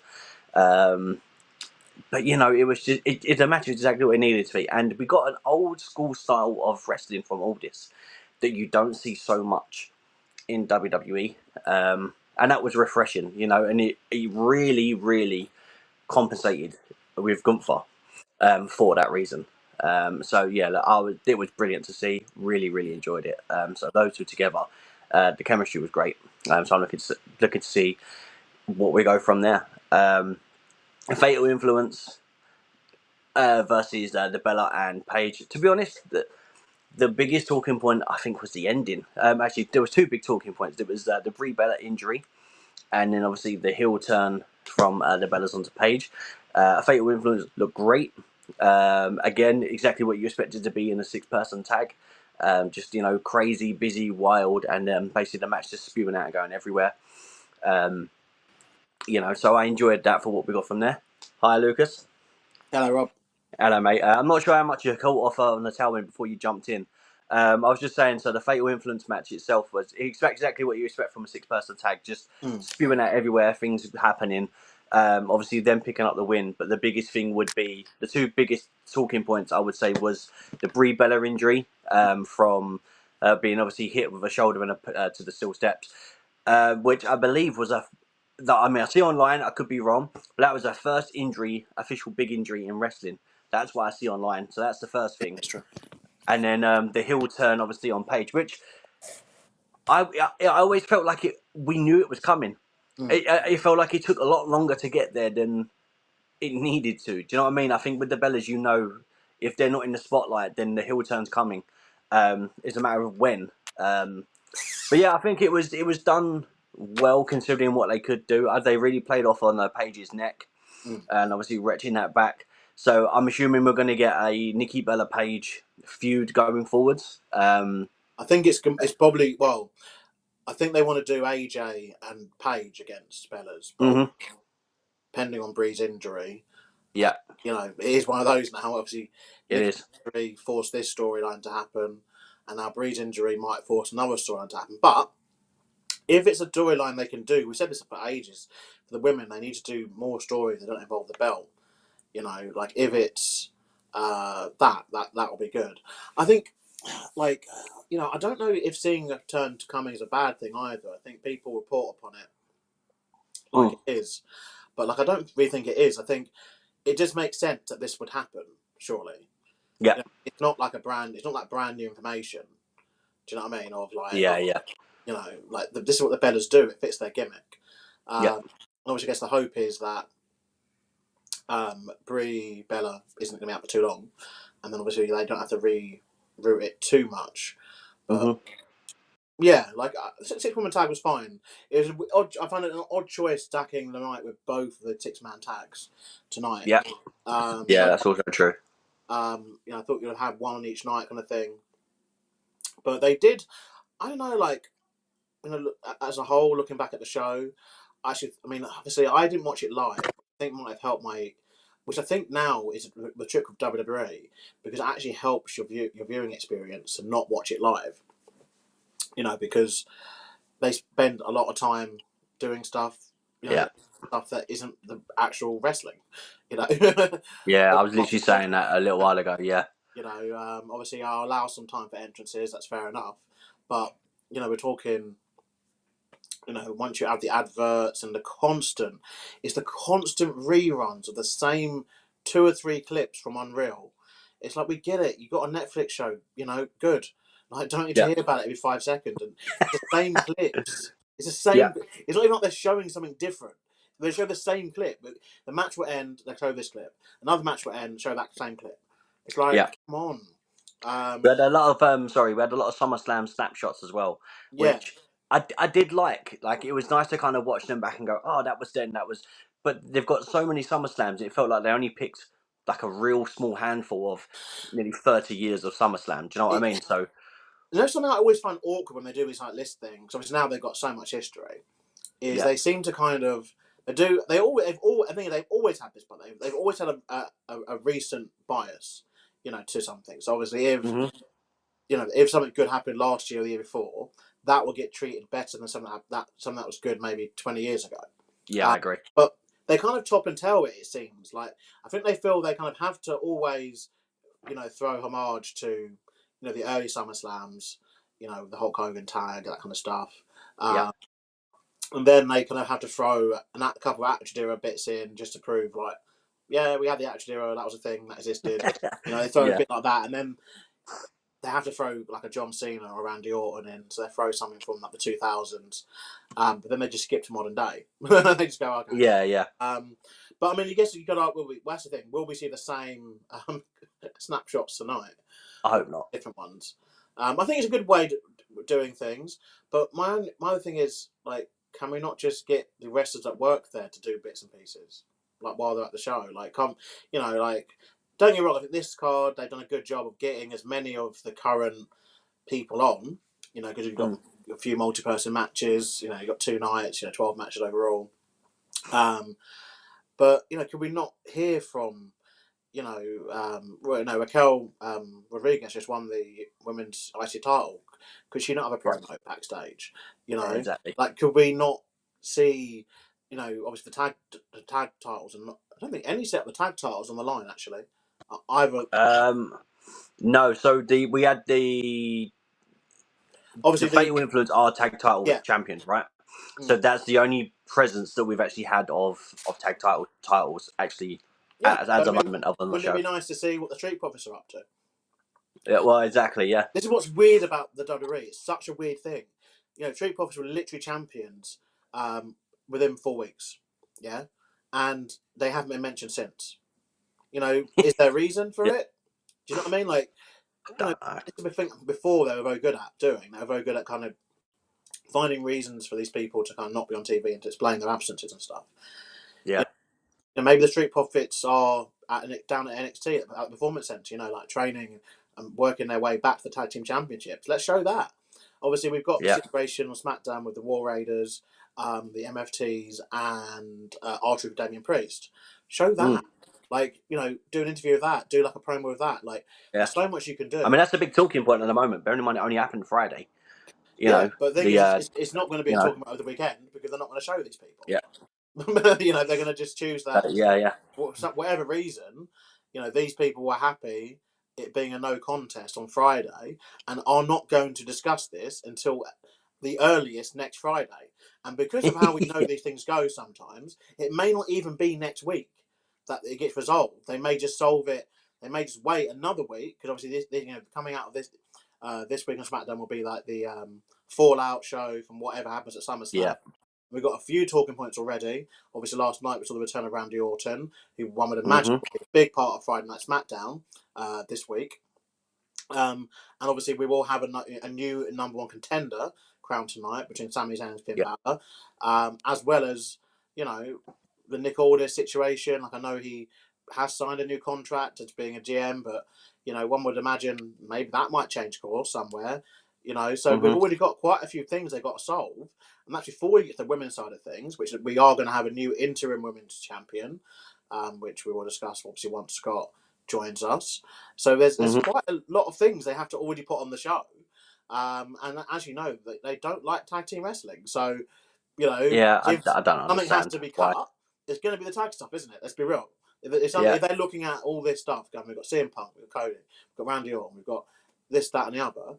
The tag stuff's getting cut, like, before anything else does, and they ain't going to turn around to Punk or Cody or Orton and say, "Oh, you guys have got to have, you know, a 2-minute segment because we've got to feature the tag guys."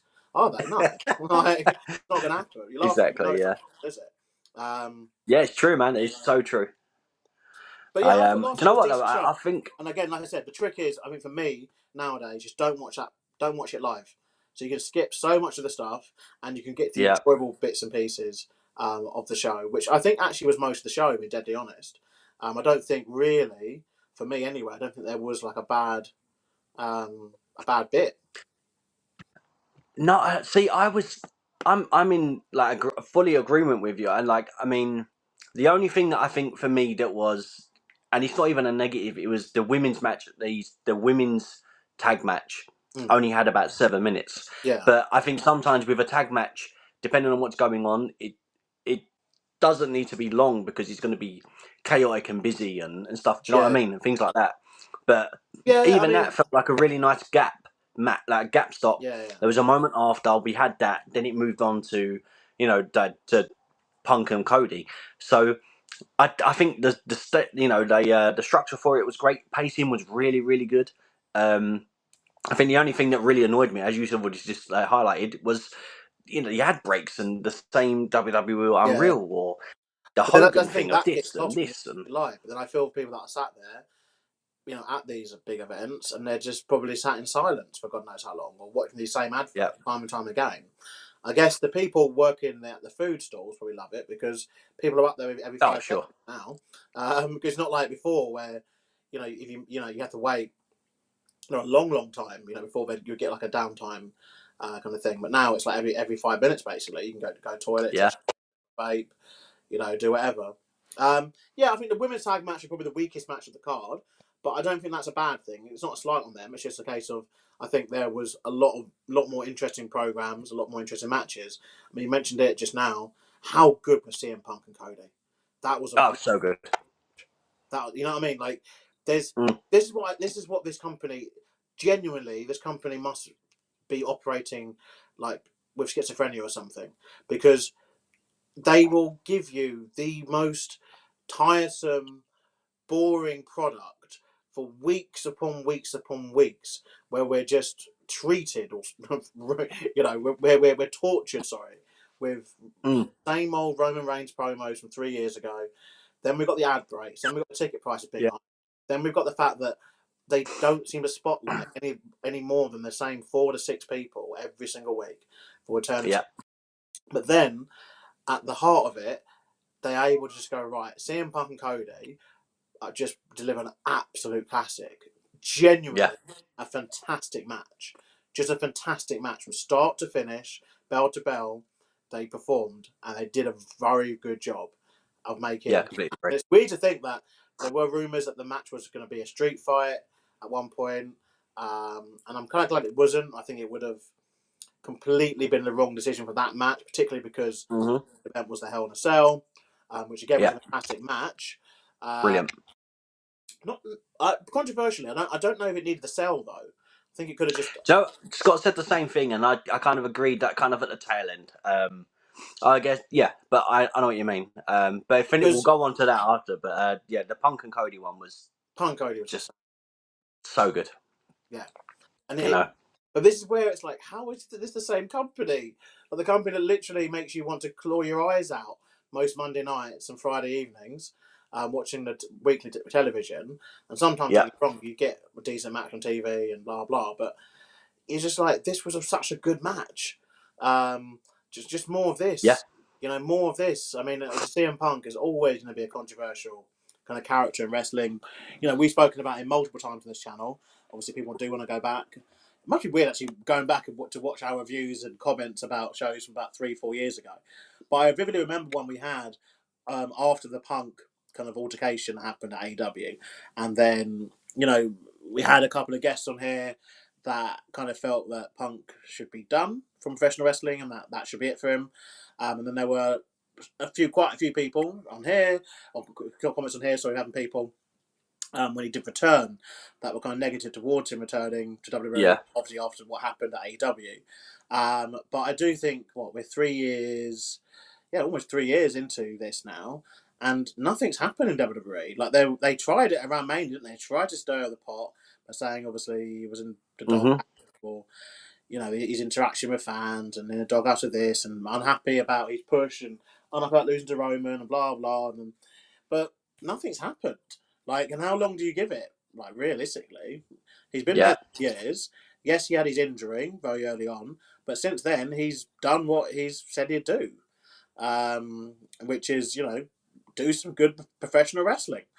you know, Yeah. not here to make friends this time, here to make money, and he's made that, and he's more than made it back for the company, I'm assuming. He's got must have done. Viewership and I must say this.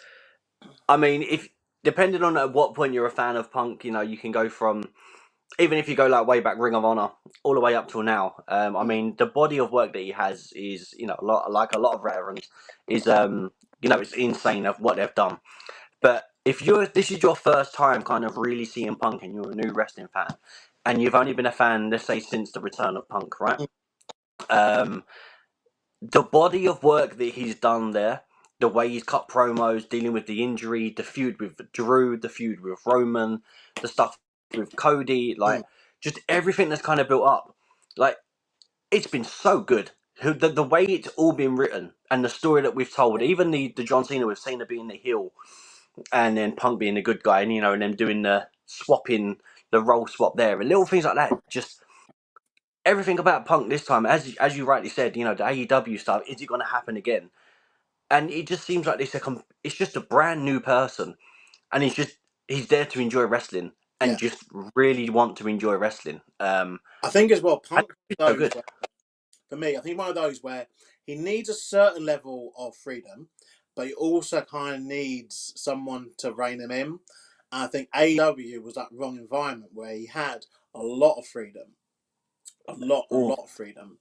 But Tony Khan, how he runs things, it was never really going to work for someone like Punk. Because as much as he hates the man, and he hates the system, and he goes on about that, he still needs and relies upon those people like quite a lot. Yeah. And I think without that, well, what happened? Because I still maintain there's no way Punk behaves like that under the WWE banner, whether Vince is there, or Triple H is there, or TKO are there. Or I agree. Chat GPT when they own it in a few years' time. Let's be real. The Saudis, whatever. There's no way he behaves like that at those shows at under a WWE banner. Absolutely. You know what else I also think as well. Obviously, just tapping on this last subject of this bit. But just I think Punk see it from a WWE where it was run by Vince, left in, and it was a devastating way. The whole thing. It was airing dirty laundry kind of. It wasn't pretty for either side. Both sides make mistakes. He went to AEW, and I think he felt like he was at home, and it was a new place. And you're right. I think there wasn't someone to kind of pull the rug from him to tell him like reel it in and all this stuff. Since going back to WWE, I think he's had a newfound in respect for the way things are run. Yeah. And I really think that's helped with the dynamic of I want to do it this way instead of this way, and just what the interactions you've seen backstage on WWE Unreal, how much of it is legit and how much is a bit of a work, we don't know. I think but just seeing those, he may realise it is his last chance. Yeah. Obviously, if he messes this up, where's he going to go? See it. Yeah, you can't even go TNA. I mean, that's a partnership. He won't want to travel. He won't want to travel to Japan. That's what I mean. This is last chance saloon. Do you know what I mean? Yeah. And I think, it's. But I think as well, he's just come to it with the right mindset, big time. To the right mindset, and he's been treated very well. Which obviously, again, it'll be interesting if he does try to say anything about this run. I think it's definitely an interesting one. But I really enjoyed that match. And I'm pleased we got a decisive winner. Obviously, they're going to, I think, hopefully, cross fingers, it looks like going to move Cody into a non-championship feud with Randy Orton. I think that's what's needed. Cody's been involved with the championship for the best part of 3 years now. And that's that's enough. I'm a Cody fan.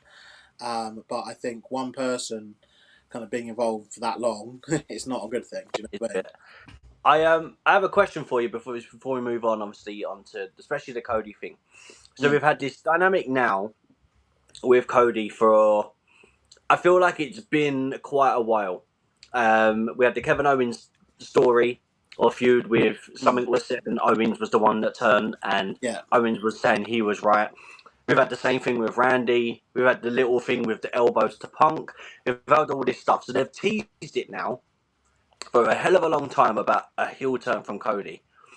Do you think they are dragging it out to the moment where he finally turns and he's finally turned heel, let's cheer? Or do you think they're doing it in a way of they don't want to turn him, but they're putting them seeds in? Because we never had this kind of thing with Cena until, let's say, Cena's last run. Like, there wasn't these little elbows and, do you know what I mean? It was very different. So, in terms of booking, do you think they're scared to turn Cody? Or do you think they want to, but they're dragging it out? Like, what is your thoughts on that? Very good question, actually, Rob. Very good question, because I had thought about this. Obviously, as they have done quite bits and pieces with this. I think they like just blurring the line, don't they? And obviously, they're now obsessed with this product now being a TV show, and there's characters that do things, and then they do whatever. And I kind of think it's more going down that line. I don't see a world where they do turn Cody villain, unless a big star has left that could be in that spot. But yeah, that would be my answer. I don't see a world where they do that unless they... I think that's like a last resort. That's a last resort to do. I think that Cody, he's just the face of the company. Like, people could go on about Reigns, but it's not Reigns. Cody's the face of that company. He's the face of that product. He's the guy who's pushing for a lot of this stuff. And I think they're just doing little bits and pieces. I think now they have a bit more freedom to do it, because obviously everything's so blurred. Obviously, Scott and I spoke last night about how there's not really, a lot of, babyface villain matches now. Yeah. This card, everything is very buddy, or just random, as we get to. yeah, we got a lot of them to dive into Corbin. For that reason. Yeah, guys, I appreciate you taking over while I hopped out there. Some really great topics and discussions there. I mean, the Cody one is an interesting one, because we talked about this going into the weekend, because I saw a lot of people saying about whether or not he'd turn this weekend. Of course, it didn't happen. But as you say, Rob, they've done things on purpose. Surely they've definitely made him seem not as honourable as a regular babyface would be at times, which he really was stuck in at first. He really was kind of, well, I'm just a good guy, and I'll just, there's been a lot less of that lately, where he has kind of been like, well, I am, but I don't like what you've done to me there, as far as CM Punk, so they've done that, which does make it a little bit more realistic, and goes into that kind of character thing that Lucas kind of referred to there. But yeah, whether or not they're going to kind of fully turn him heel, I'm not sure. I think, they could be preparing it just in case, as Lucas says, that an opportunity opens up, but they think, let's do it. But as you rightly say, Rob, it's completely different to the way they dealt with John Cena. They never, ever hinted, not to this degree at least, for John Cena's side. Yeah. Just going to quickly get some comments, actually. We got Alex here. Good to see you back. Hey, players, long time no speak. Who's excited for more TKO rubbish of 10-minute long ads? Alex, great to see you, mate. Really good to see you back joining us on the build-up show and dropping your comments. Yeah, I mean, I heard you talking about this, Lucas, while I hopped out. The ads are, and we've talked about it quite a few times actually on this channel, but the ads are getting ridiculous. Last night, it was as ridiculous as ever, and not helped by even the stuff that I do like being overdone. Like and again, I know you guys talked about this, but the images of SummerSlam past, basically. Nice surprise to see a Limp Bizkit song as a SummerSlam theme as well. I didn't expect to get something like that. It feels like we're back in 2000. But at the same time, which I'm a fan of, by the way, just to clear up, the glory days of pro wrestling for me. But it was too much. It was way too much. And And then when you get that kind of, it really takes me out the moment to get that "We'll be right back." I don't mind it so much when I'm watching Monday Night Raw because I'm like, I'm getting this instead of ads. It's cool. But in the PLE, no, thank you. Like, I'd rather you just showed me. I know everybody got annoyed about the Hogan documentary. I'd rather you showed me more stuff like that. I don't want to see more of this kind of "We'll be right back" stuff. And as you say, Lucas, maybe the answer is watching it on demand rather than watching it live, which is frustrating because especially for these big ones, you want to be in the moment. You don't want to have anything spoiled. I watched SummerSlam Saturday live last night. I didn't think I was going to do the whole thing, and I thought, you know what, it looks like it's going to be about 2 a.m. I can do that. I'm probably not going to do it tonight. I'm not as excited about tonight's card for one. But also I do feel like a bit of a chump just sitting there watching a "We'll be right back" at like 1:30 in the morning is ridiculous when I'm tired, thinking I'm not that into the next match, for example. You know, like there are so many temptations to turn off at the moment, which is not a good sign. And the thing is, and just to people know, internationally, I feel the same way even about the Saudi event, which for us come on at a fantastic time over here. But even then, when we're sat watching the Saudi event, and we're getting the "We'll be right back," or we're getting the 10 minutes of nothingness between matches, you still just find yourself just like that. Even though it's only like maybe 8:30, 9 o'clock in the night, it's just like, just get on with it. Like, I'm struggling to find, like, I just, someone said a comment actually on one of their Instagram posts, and I just agreed with it so much. It's just like, how hard is it just to book a solid card of between 7 to 9 matches, put one of them on the pre-show, and just to not have adverts and just book wrestling? Like, that's their job. Yeah, I can understand the financial incentive. I mean, the funniest thing was seeing the Wingstop chair yesterday as well. By the way, if they did a Shield spot again and it's sponsored this time, well, I guess that changes it at least. Is Brock was like barely wanting to show the logo, so I think they're definitely going to have a thing now where they're going to make a thing of when they swing, like proper showing the chair, like swinging and stuff. But Brock really didn't want to show the logo. He really did not want to show it. And he'll get away with it because Brock Lesnar, but you guarantee everyone else is informed of the steel chair protocol now that exists. Yeah, why didn't you hold it like this? Yeah, you've got to hold it literally like this for like 2 or 3 seconds so we can get the shot. And after you hit the person, you've got to raise it again so we can see it. And slap it. I tell you what, that's... And there'd be like shots of like, they want the bend of the chair to where the Wingstop logo is, just so they can say. But these are the tables, they can get away with it. There's no way to hide it because it's right in the middle of the table, isn't it? But yeah, I mean, everything's just encroaching, isn't it, into, making you forget about the enjoyment of wrestling. Like even like the brilliant Cody and Punk match. It's like, why is a Street Fighter logo on there all the time? Just like, you have the entrance, you show the trailer, that's cool. That's it. Just literally have the logo of your company, the name of the show. Fair enough. I don't mind when they do the what do you call it? Like, they're just showing like the match graphic, aren't they, or whatever, on the Titantron. That's cool. Yeah. Leave it at that. One of the best things I liked. I don't know if any of you went to the NXT London takeover. No. But literally, one of the best things I loved about that event was the fact that entrances were cool. They had the Titantron, blah blah. And they got in the ring. The Titantron went off. The ring was just the skirts, no LED, no nothing, and you just watched the wrestling. You just watched the wrestling, and you were able just to watch it and enjoy it, and that was it. Different kind of show, man. That was a very wrestling-orientated show, though, wasn't it? This is like, and again, I heard you talking about this when I was off, but when it comes down to the matches, and this is why I'm optimistic about tonight, because I know in that squared circle we will be entertained. It's just the stuff that gets us there that's part of the problem lately, and it's getting ridiculous. Rob, I saw you seem like you were going to jump in there and talk about these branded steel chairs for a moment. Alex says, could have watched the whole Hogan documentary the amount of times we saw the advert, how much it took away from the show. The thing is, though, at first I was like, I like this, a little bit of a preview, but then it was the same one. I kept hearing about Linda Hogan's black tights too much. Alex also says, I rate the blur shirt that Lucas is wearing as well. I knew he'd noticed that. Described to NWA, does music reviews, all that kind of stuff, does gig reviews. But mainly heavy metal and stuff. But yeah, he does some good content. So subscribe to him. I'm glad he's a Blur fan as well, because I like Blur quite a lot. We got more music. I see Rob's in a Linkin Park shirt as well. I am, yeah. It is, isn't it? Yeah. Where's your music? Yeah. I know. I'll find one in a little bit. I'll come back. Let's get into night 2 then, guys. We talked quite a bit there about night 1 and the pros and cons of it. And again, generally speaking, I think we all agree it was a pretty good show.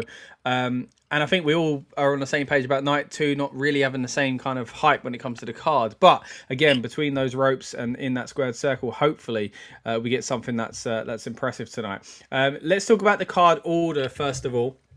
And actually, no, we'll do it match by match, and we'll go in the rumored card order anyway. So we'll start off with what is said to be the opener, and again, 9 times out of 10, these appear to be correct. It was correct last night, so I'm assuming it's the same this time round.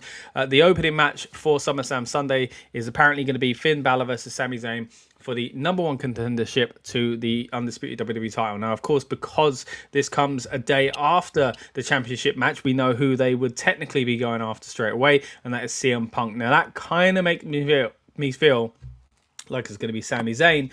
And of course, there are a lot of rumors going around about a return Kevin Owens, which is fantastic to hear. Reports saying that he was back at the PC recently, and even if he's not at the stage of returning in ring, the fact that he's even anywhere near that, considering the way he kind of bowed out after his injury, is a real kind of relief. So yeah, my hopes are hanging on a Kevin Owens return here, because I just love Kevin Owens and I really would love to see him back as a person, to get that moment again, to be back doing what he loves, and also just as an entertainer. He's a fantastic WWE superstar in my opinion. So really looking forward to it for that reason if it happens. But if it doesn't happen, I think this could be a fun match anyway. Look, there are stories here to be told, and I like the way on SmackDown they both basically said about how they are deserving of this opportunity. You know, Finn, much like as we see on the Countdown show at the moment, we saw Seth walking backstage with his Shield mask. They always hark back to the same thing. They always got to mention Finn's one night as Universal Champion. They have to do it. But to be fair, it plays into storyline here. It was 10 years ago at SummerSlam, or was it just over 10? Either way, yeah. A long time. And I like the little dig there between him and Sami about, like, you know, give it up. And he was like, no, you give it up. It took you this long to even get the thing. You're the one that should be giving it up. So I quite like that. It did feel a little bit personal, but they've both got their reasons behind it. I think Sami is not getting a sniff of the title anytime soon as far as actually winning it. But I do feel like he could be the one going after Punk if Kevin Owens is involved with the storyline. Otherwise, Finn versus Punk. Yes, we've seen face versus face just yesterday, so it can be done and it can be done well. But man, in a field that's full of confusing babyface heel dynamics, as again we'll touch on, I really don't want them to kind of do another one. As much as I like Finn and as much as I like the last program between the two of them, I don't think that's the direction they're going in. I think it will be Sami Zayn. Lucas, what are your thoughts on this one? I can't live with another Sami Zayn world title match. He's got broken the record. He's had so many this year. Remember, people forget the Rumble one. I mean, he did the Rumble. Yeah. Enough's enough. I think, obviously, he qualified for the match, and that's that. But I think they desperately need to put some stock into Finn. They moved him, obviously, out of the Judgment Day Vortex, and that's great. He's now allowed to wrestle other people. So, that's cool. But yeah, I think for me, like, I'd rather Finn win. I think there's more story points with that. Because remember, you saw the Oba situation as well. But Oba's a free agent. So Oba's able to, his title shot is able to go to whichever brand he determines. Do we think he's picking that back up then? His King of the Ring title shot? Yeah, that's always the plan, wasn't it? So yeah, obviously CM Punk mentioned it on the post show last night as well, didn't they? Yeah. So I think even if they had forgotten, it's now like, oh, actually, we can't really forget it if we got the champion mentioning it. Though I'm not really a fan of this now, because you've got Money in the Bank. And the thing is that the whole reason when they moved Money in the Bank to September and now October, I was like, that makes sense, because now you're going to separate it from King and Queen of the Ring, isn't it? So you don't have two different title shots floating about around the same time. Yeah. But now it's like, it's getting very close to, if Oba doesn't do it next month, it's like, well, then you're also going to have Oba and the Money in the Bank holder at the same time. And again, Money in the Bank is not too far now from the Rumble. So the Money in the Bank winner doesn't cash it. Do you know what I mean? Doesn't choose to cash in before the Rumble. Then we're going to have Money in the Bank Rumble winner and then possibly a few weeks later, the Chamber winner.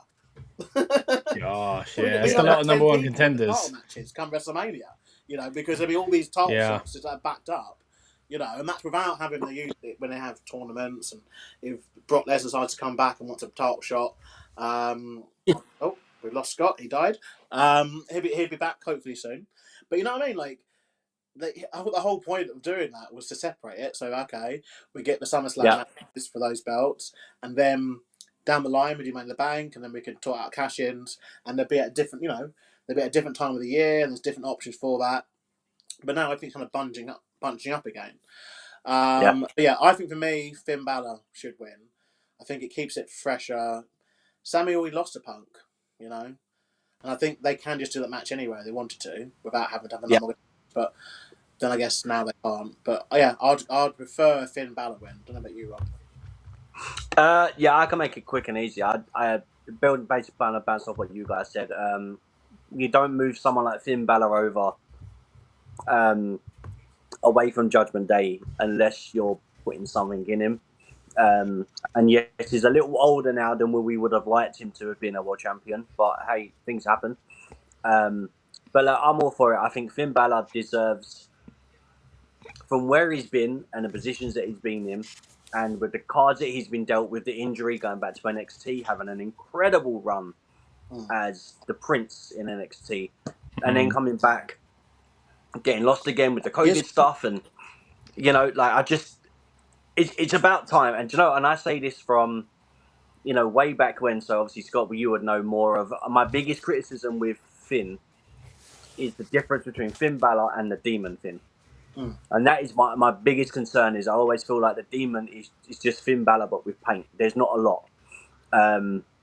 But I feel like even without the Demon, we could get a really good version of Finn Balor, and I think you just need to load that stock for him. I mean, I think it'd be great. I mean, Finn versus Punk would be, that would be something special. I mean, if we see what happened with Cody, and obviously and Cody and Punk obviously last night, and I feel Finn would 100% want to give a lot more than he can, for the love of wrestling.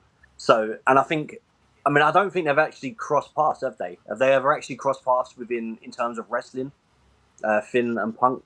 Yeah, they're the match earlier this year. Yeah, just the one earlier this year when Finn was. Did, yes. So I do think they're tempted to go back to that, but obviously that was Belfast, wasn't it? They had the big moment in Belfast. Yeah, and he was still a heel there, but he kind of acted like a baby face, and then it looked like he was turning, and he doubled down as a heel, going after Punk, even though he was kind of ungrateful for the opportunity Punk had given him, sort of thing. That's how they kind of played into it. And now it would be different, but I think, again, it muddies the waters. I like what you're both saying. I do think Finn being in that position is a good one. Finn getting the title eventually would be quite nice as well. But I just don't know if that's what they're going to do. And we was talking about like bringing him over for a reason. I mean, I felt that way about Damian Priest, and now he's shipped off to AAA. So it does feel very strange that they seem to keep rejuggling the rosters and then still not fixing those same issues that they had, and the reason they did the rejuggle in the first place. So I'm not entirely confident that they will give it to Finn. I think the story that they're more likely to tell is something to do with Sami Zayn, especially if Kevin Owens is coming back. But yeah, look, screw Sami though. Say that again, sorry. Well, couldn't Kevin screw Sami? He could do, yeah, he could. And I mean, that's the thing as well. Kevin could be coming back for his own. He wants his own thing, right? So does he come back as a babyface? I mean, that's probably a good call anyway because of the injury and stuff like that. I think it has to happen because the promo at the end was very babyface. It wasn't a Kevin Owens. That was a Kevin, like naturally him just talking to the crowd. I think him coming back as a face. One of the hosts of NXT, the last NXT event as well, wasn't he? And I think. Yeah, but he could also just be transitioning out of a wrestling role as well. So there's lots that could be happening. But I still think even Kevin Owens is involved, just have him screw Sami Zayn and go back to that over Sami Zayn being part of the title picture again. I think they need to put a stamp that they're going to do something different. And yes, I guess you could argue Sami was different.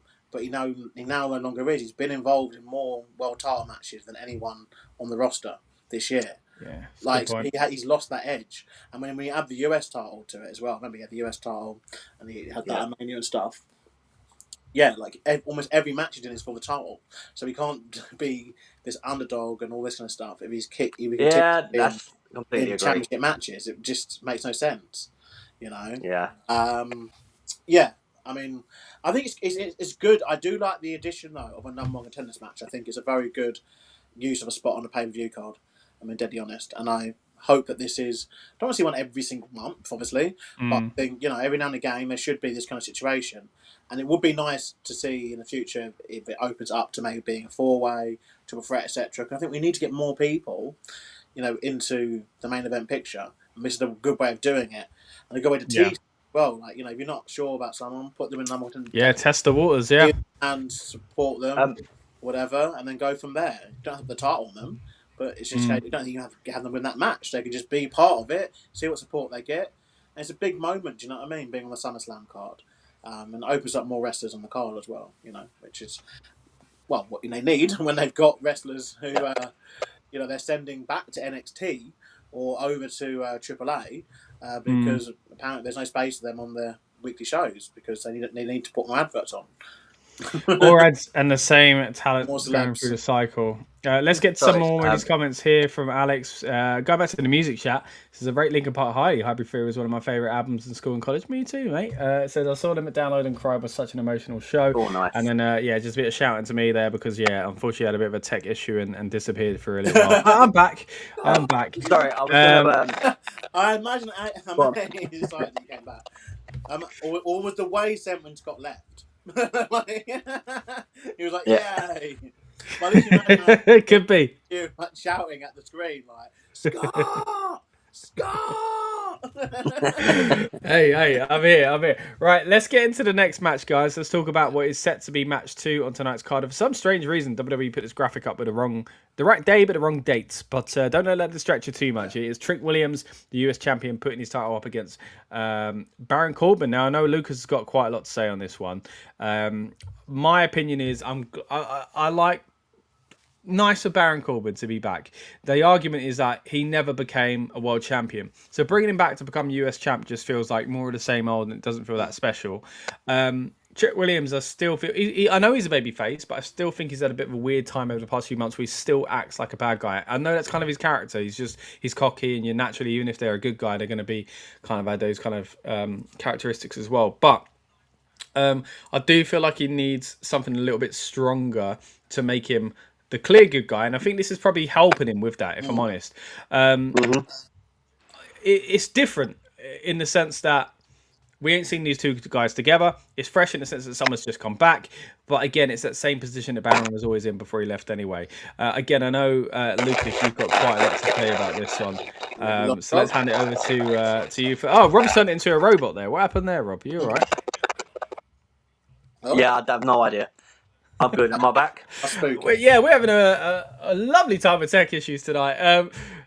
Lucas, what are your thoughts in this one? I know you got something pent up inside of you about the US title match.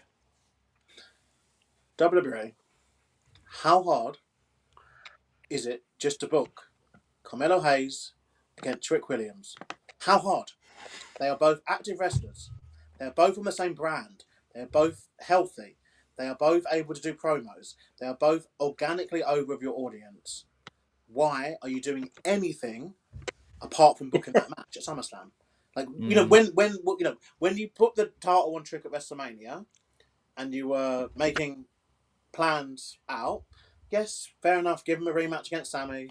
Yes, do something where he faces this person at another PLE, wherever it's going to be. Or you want a SmackDown title defense, he can face Nathan Fraser or Axiom. All that's all fine.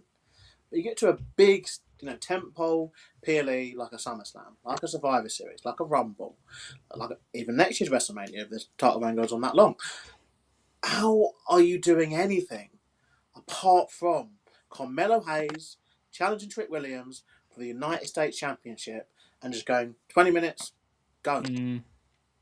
That's what this is supposed to be, right? It's a marquee event. They're actively choosing to make this difficult, because I've got not much against Baron Corbin. Actually, I'm quite a fan of his, though I'm not a fan of whatever music they give, so he's choosing to give him. As again, it's now falling into the territory of who's coming out. Just bring it back to the end of days thing. It's genuine. It's genuinely not even like in wrestling. It's genuinely one of the best songs. Like it's genuinely such an amazing song. Like an ending. Wow. I always liked his first NXT one as well. You know, when he used to do that, when he walks onto the ramp and he had the spotlight. Dun, dun, dun, dun. Yeah, that one. Yeah. Dun, dun, dun, dun, dun, dun. Yeah. Give me 2 secs. Right, as Lucas hops off there, I think he needs a breather from I think he's got to his rant. calm down. Yeah, he needs to go calm down. Let's throw it over to you, Rob, and get your thoughts on this. Again, I think the Carmelo Hayes is an interesting point, right? I mean, the match itself is not Carmelo Hayes, but that is, again, a big talking point about the US title. I mean, there's argument that Carmelo Hayes was screwed out his WrestleMania match in the first place, so to still not make it up to him is very bizarre. Rob, what are your thoughts on the Carmelo Hayes, lack of Carmelo Hayes situation, and the match we've actually got then? Look, for the match we've actually got, I'm saying Trick wins. I think there is going to be some shenanigans though. However, to something that I want to see, I think I said about it maybe at Mania, would be I want to see Melo come out to help Trick, and then we get that moment where they're reunited, they bro hug, they have this moment, and then Melo turns around and whacks him really, really hard, and it's like, this title is mine, and it's all about the title, and he just sets that seed, and we start getting that feud. Okay, so you think this match might lead to it to come? I hope so. I mean, as you said, I mean, they've been on the card for like what, Melo's been on the card 2 years, and I mean, he was around the Miz, and I'm not saying the Miz Vortex is a bad thing because some people really go from it and some don't. I feel like Melo really didn't get a benefit from it, whereas Kit Wilson, for example, really has. Yeah, with that though, they didn't even do a payoff to. Yeah, exactly. No. He turned babyface, so it was a tool to get him to do that, and then it'd be weird. Did he have to turn heel in order to do Rob's idea? But I really like the idea of Little Yachty turning on. Same. And then aligning with Melo as well, maybe, and going with Melo, yeah. And I think Melo is a great heel anyway, so maybe maybe this is the tool to get there, and maybe you do the double whammy. They both turn on him. I would say, even bouncing off of what you just said, it's even they have the hug, you know, and then Little Yachty gives Melo, he's got like a pimp stick, right? So he comes out with that and just hits him with the stick, you know, something like that, and just uses what they've got and then realigns him, and that could be done tonight. You know, it's just a simple way to do it. The thing is, it's like there's no seed to this stuff. Like something they used to be very good at is planting those seeds, and even now they like doing the whole people in the background of shots stuff. You know, you saw with Maxine and Austin Theory for a few weeks. Carmelo's just not on television. Like, it would be so random. But then this match is random. You know, in my opinion, this match is like, you know, when you do like GM mode on 2K, and then like, you skip a bunch of shows. Do you know what I mean? They just be like. I mean, I said something similar when the card was posted in our group chat. I think I said this feels like an E-Fed. Like the days, like it's not a bad card. Like a lot of it is, and E-Feds are usually kind of the most ridiculous out there dream matches. So that says it's not a bad thing, really, in that sense. It's just random how it got back to him. And Baron Corbin 2 weeks ago, like you say, they tell the narrative of he'd never been world champion, so he's come back after like a year away. But to be he US still doesn't want to be world champion. He wants to be US. It's strange, isn't it? I mean, I know. And you know what else really doesn't help? Are a bit obsessed with stuff like the World Series and all that kind of stuff. US doesn't mean world, guys. You're the world champion. At base, we play it. And I bet you they were confused when the World Cup came over and actual other countries came. They're like, what? I thought it would just be like, you know, just a Major League Soccer against like, Are the winners of the MLS Cup already the world champions? I don't get it. What? Oh, don't. They're showing. Who's that? You got Joe Tess arriving now. Why is he arriving now? Wasn't he meant to be on the pre-show panel? Okay, fair enough. Joe Tess was arriving on a little buggy thing on the pre-show thing, and they're showing meet and greets from. Another thing, sorry, that I'm not getting used to in WWE is this obsession, and it is now an obsession with other sports. They really want to be ESPN so bad, don't they? They really want to be ESPN. And they already had like the tribute to the Knicks, didn't they? Episode a couple of weeks ago, when I still cannot believe that a basketball team main evented a Saturday Night's main event. Like, it was unbelievable. Here's the thing, like, and I said this on the weekend kickoff show as well. It was an entertaining show, and I wasn't too offended. I just felt like it was a bit silly, and it was a bit like, lucky I didn't have too much else to do that day, right, when I was watching it. I didn't watch it live, so again, that probably helped. But like, again, if this was like the Premier League and it was like held at the Emirates, so therefore it had like, it was laced with Arsenal, right? Even as an Arsenal fan, I'd start to think, is everyone else enjoying this? Like, it's not a football show, so why are we focusing? Even as an Arsenal fan, I'd be thinking, what if you're a fan of West Ham, or you're a fan of Man United? What you like? So what were these fans thinking of that show?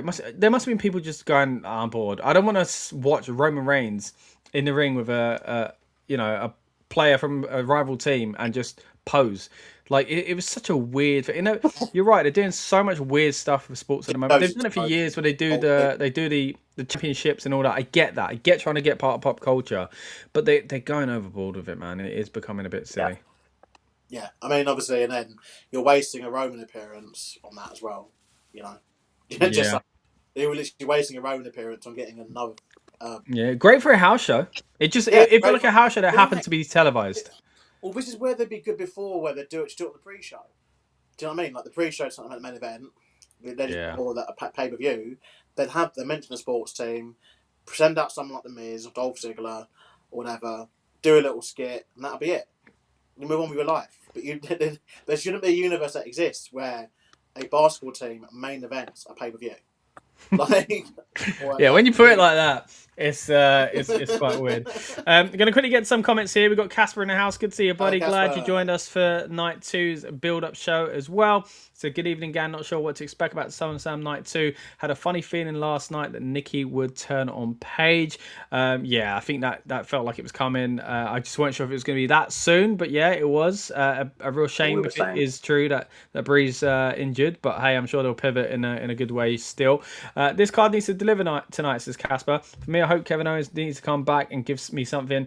I'm looking forward to the women's ladder match and Roman versus Seth.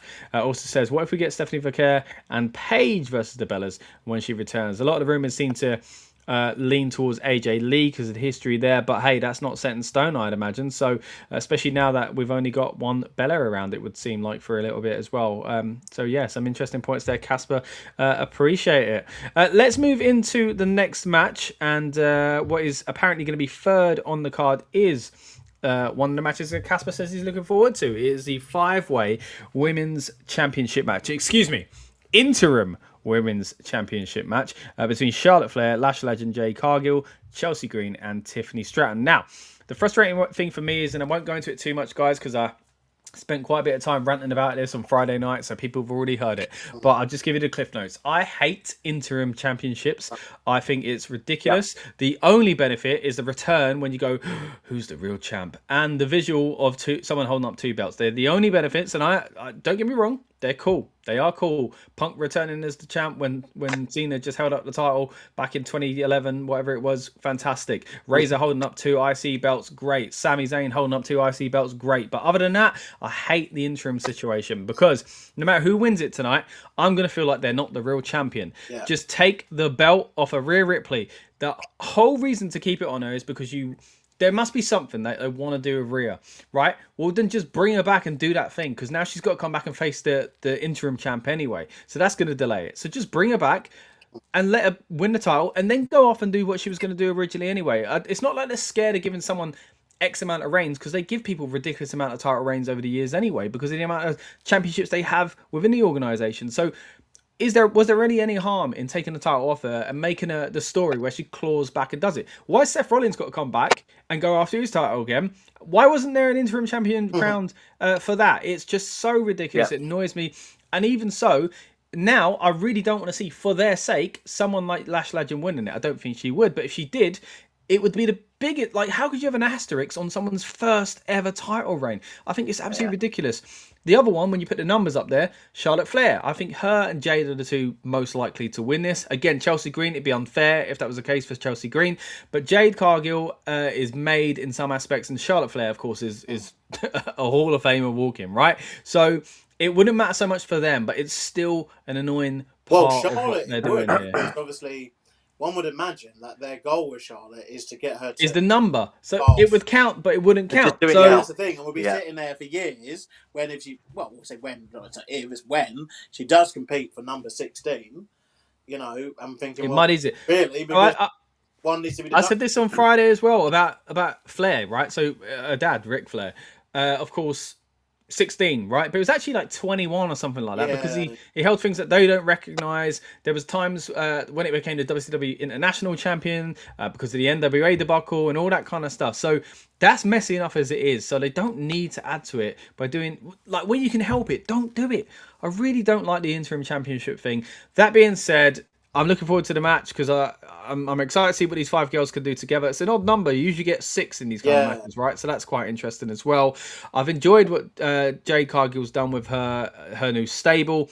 The Chelsea Green thing's quite interesting because she's now a babyface. Tiffany's already a champion, so don't give it to her. Lash, it would be probably too soon and not great to give her at this with an asterisk on top. So for me, it goes down to Charlotte and Jade. Charlotte's done great work reinventing herself. The whole Alexa Bliss thing has helped. She looks different, she walks different, she talks different. I think she's really, really done a commendable job because everybody knows she was kind of at the forefront a little bit too much, right? So she's done exactly what we all wanted her to do. So for her to win it now kind of feels a waste of the good work that she's done as well. I think she should win it properly if she's going to do it. WWE argue this is a proper way to win it, don't get me wrong. So for that reason, I kind of want it to be Jade Cargill that wins this. And either way, I see it as being her or Charlotte Flair. Rob, let's go with you first on this one, mate. What are your thoughts on the whole interim situation, the ladder match as a stipulation, and who might actually come out on top? Wait, you say there's a ladder match as a stipulation now? Yeah, is this not a ladder match? Oh, okay. So obviously, first thing, unless it's, let's say someone's out for a month, right? Just have the person come out and, like, there's something happening, and just say, I'm out for a month, and that's it. Like, unless there's a reason that the person physically can't be there. Like, for example, if it was a visa thing, then it's different. If you're injured, just relinquish the damn title. Like, they don't. What are they carrying a title for? Like, I don't like it. I think it's messy, and I think, if anything, it just taints everything we've done. Because now, you said, rightly as you said, anyone that wins it now is an asterisk above them because they're an interim chat. Why? Just have her come out, cut a promo. I'm injured. I'm going to relinquish it. That's the more honourable thing to do. As a babyface wrestler, that is the more honourable thing to do. How does it harm the person? Because when they come back, their stock skyrockets back up again. They've done a big return, and then we can put them back in that position, and they get their big moment again. So I don't see how it's a bad thing. Like, it's like they're scared to. They can't admit that she's injured. Like, why not? Which they didn't do as well, by the way. They held off, didn't they? I think, Lucas, you called that out on one of our streams about a month ago, that it looked like something was going on with Rhea, but they just kind of just didn't want to do anything about it. Yeah, and then I think not long after that, they did announce it. And this is the thing, it's important to say, it's probably nothing to do with Rhea, do you know what I mean? It's not her fault. But it just doesn't help. And it also doesn't help the fact that people are starting to feel like Rhea's shoved down our throats as well. So do we really need to do this? As you say, her stock would have been much bigger. All right, if she come back and won the title straight away, it would have been like, this is where they wanted to be all along. But then, a fun thing for there would be have a hold off and wait. Let her do a couple of bits, and then, for example, have her do, this depending on how long she's out for. Let's say it was like an 8-month injury or something like that. Have her come back at Rumble. Have her come back for Money in the Bank. Have her come back at like an Elimination Chamber or to the Survivor Series. So, do you know what I mean? Like, just something like that. You don't. People can sit on the sideline for a little while they're waiting. They can do all the stuff they need to do. She can get all her rehab in, have enough time, and then come back and do that return. When she comes back, it's going to be huge. So you don't have to rush someone like Rhea Ripley. Yes, you want her there to keep the talent pool going. But the women's division is probably more stacked now than it most probably ever has been. So why are you not investing in someone else that is also going to be your future? You know, you're right. You said Lash Legend could carry that title right now. But Now it's an asterisk. Personally, as much as I don't like the idea of it being an asterisk, I think if anyone should get it, my opinion, I want it to be Chelsea Green.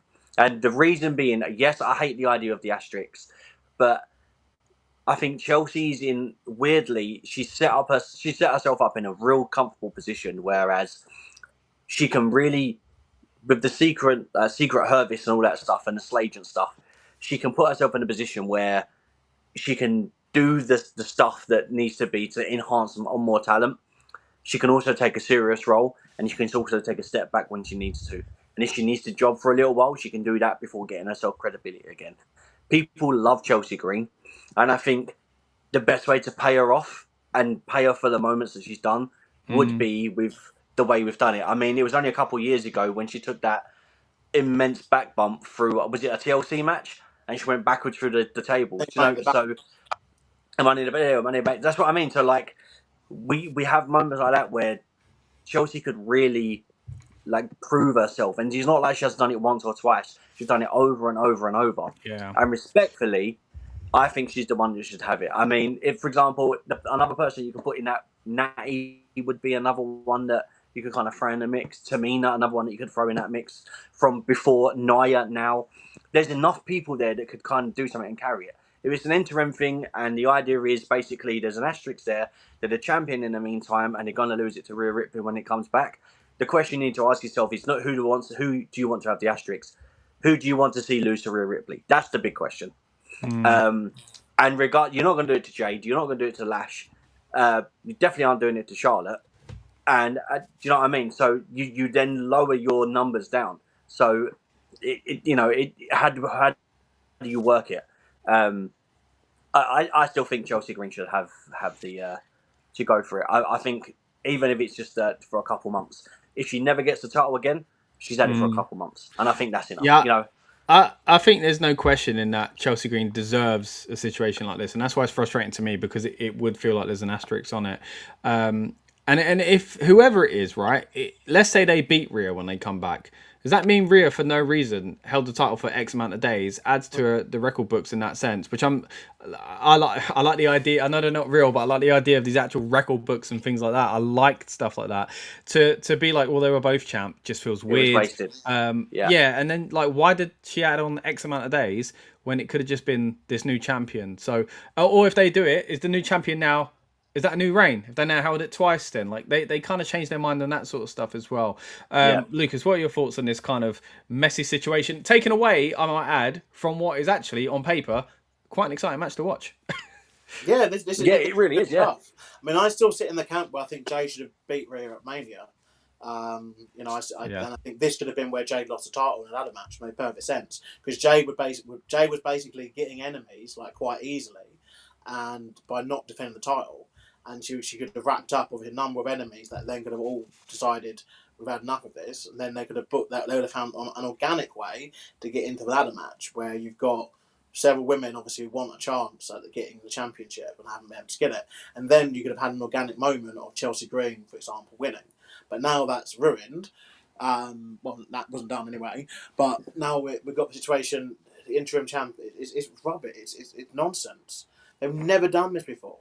You know, this is where I know Vince was harsh. I know Vince, he was very harsh with this stuff, but it was very simple back in the day. And this is where, obviously, they have had house shows, actually, so over the summer, haven't they? It's part of the summer tour. But It was very simple. If you were world champion, you were expected to be on house shows, right? And if you could not defend the championship, you would be forced to relinquish it. Because the whole thing is, they're selling these live events on the fact that you'll see world champions in action. And we know, obviously, we've got, and we'll get to him later on, we've got one of the world champions who does not wrestle. So... He shows up for New York Knicks celebrations, but he doesn't wrestle. He'll do anything but wrestle. Right. But, so Vince would have took the belt off her. I'm sorry, she got injured at Clash in Italy, and she was flown back to the United States for treatment and all that kind of stuff. She was then informed of her injury, and she made a promo appearance on SmackDown where she said, "I'm injured." Yeah. At that point, they had the decision, the choice to just get the belt off her. And if anything, I think it's literally hurting her having this belt still, because like you say, the order grown about obviously Super Rio and Rio Hogan, etc., and the treatment that she gets, and it's just like, just move it on, like, just it's not working, move it on. I mean, we've seen it happen with all the belts, like at one point or the other, a champion, like I said, Finn Balor had to relinquish the Universal title, 24 hours Vince gave him, the next day. Yeah. And then I think it was like a week or two later, we did the 4-way match where it was Kevin Owens in one, wasn't it? Yeah, Kevin Owens got the championship. Yeah. But they moved it on. You cannot have a world champion out of action and you're not doing anything about it.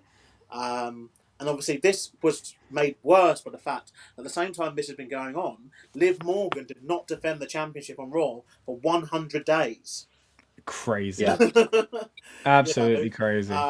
The women, and this is the problem as well. Like, a lot of their bad decisions are feeding into each other. Like, this wouldn't be so bad if this wasn't also an issue, And again, with the whole heel face dynamic that I'm getting annoyed about, it's like Cody and Punk is okay, but not every other bloody match needs to be who's really the good guy and who's really the bad guy, or it's just it's absolutely ridiculous.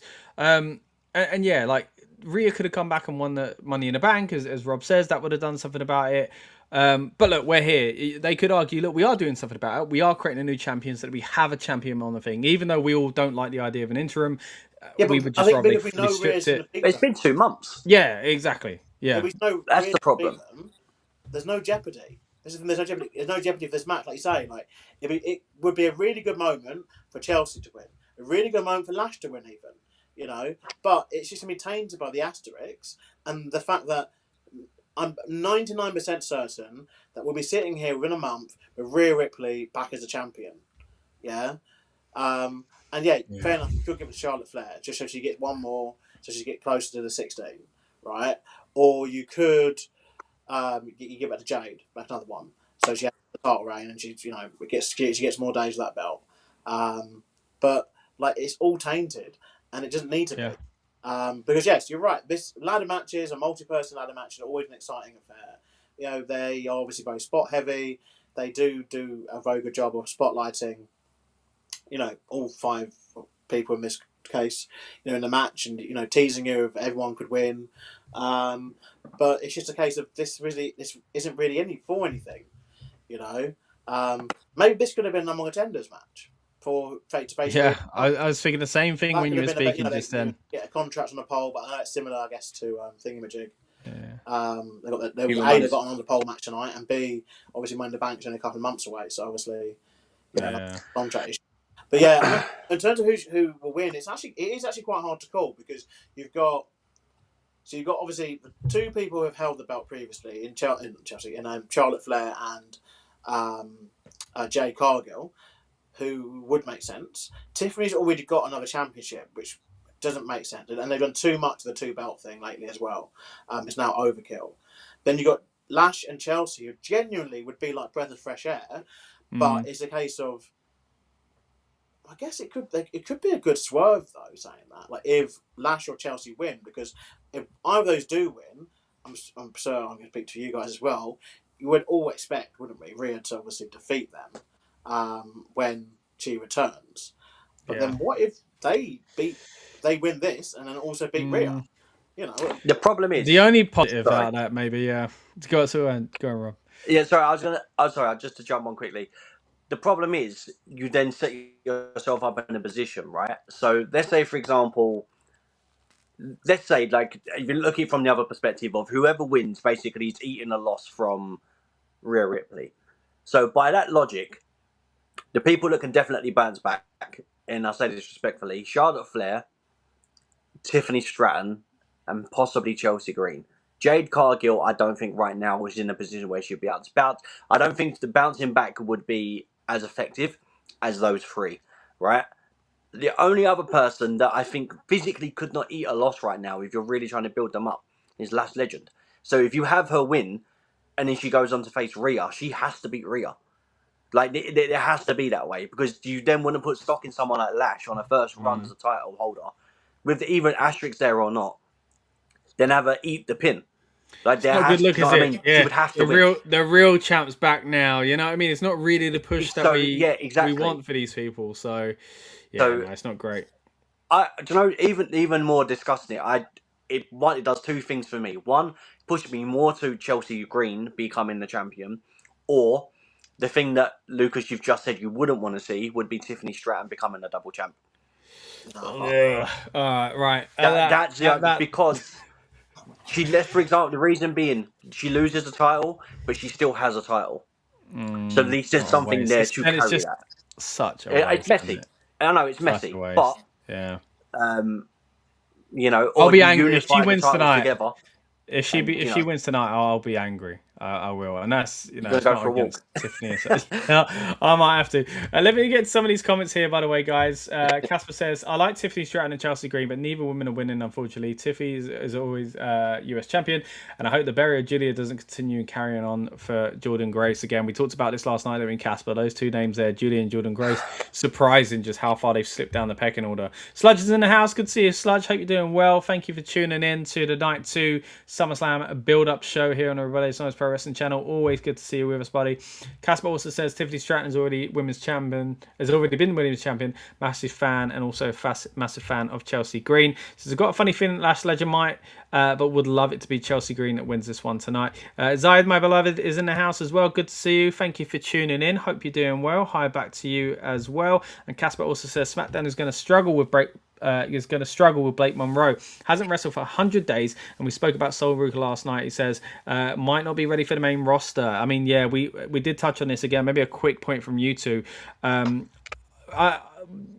it's not related to SummerSlam, but I like that Raquel has been able to win the IC title because I think that's her level at the moment. There is always room to improve, but I think this is what is a great example of why they need to have those secondary titles, especially in the women's division where they've not had it before. Yep. It was also good for Sol Ruka, but I think it has highlighted that the quality of NXT, and I think she's fantastic, but we've got to remember, realistically, she's not been a wrestler for very long, and it shows with a lot of these people coming in. It was the same with Tiffany Stratton.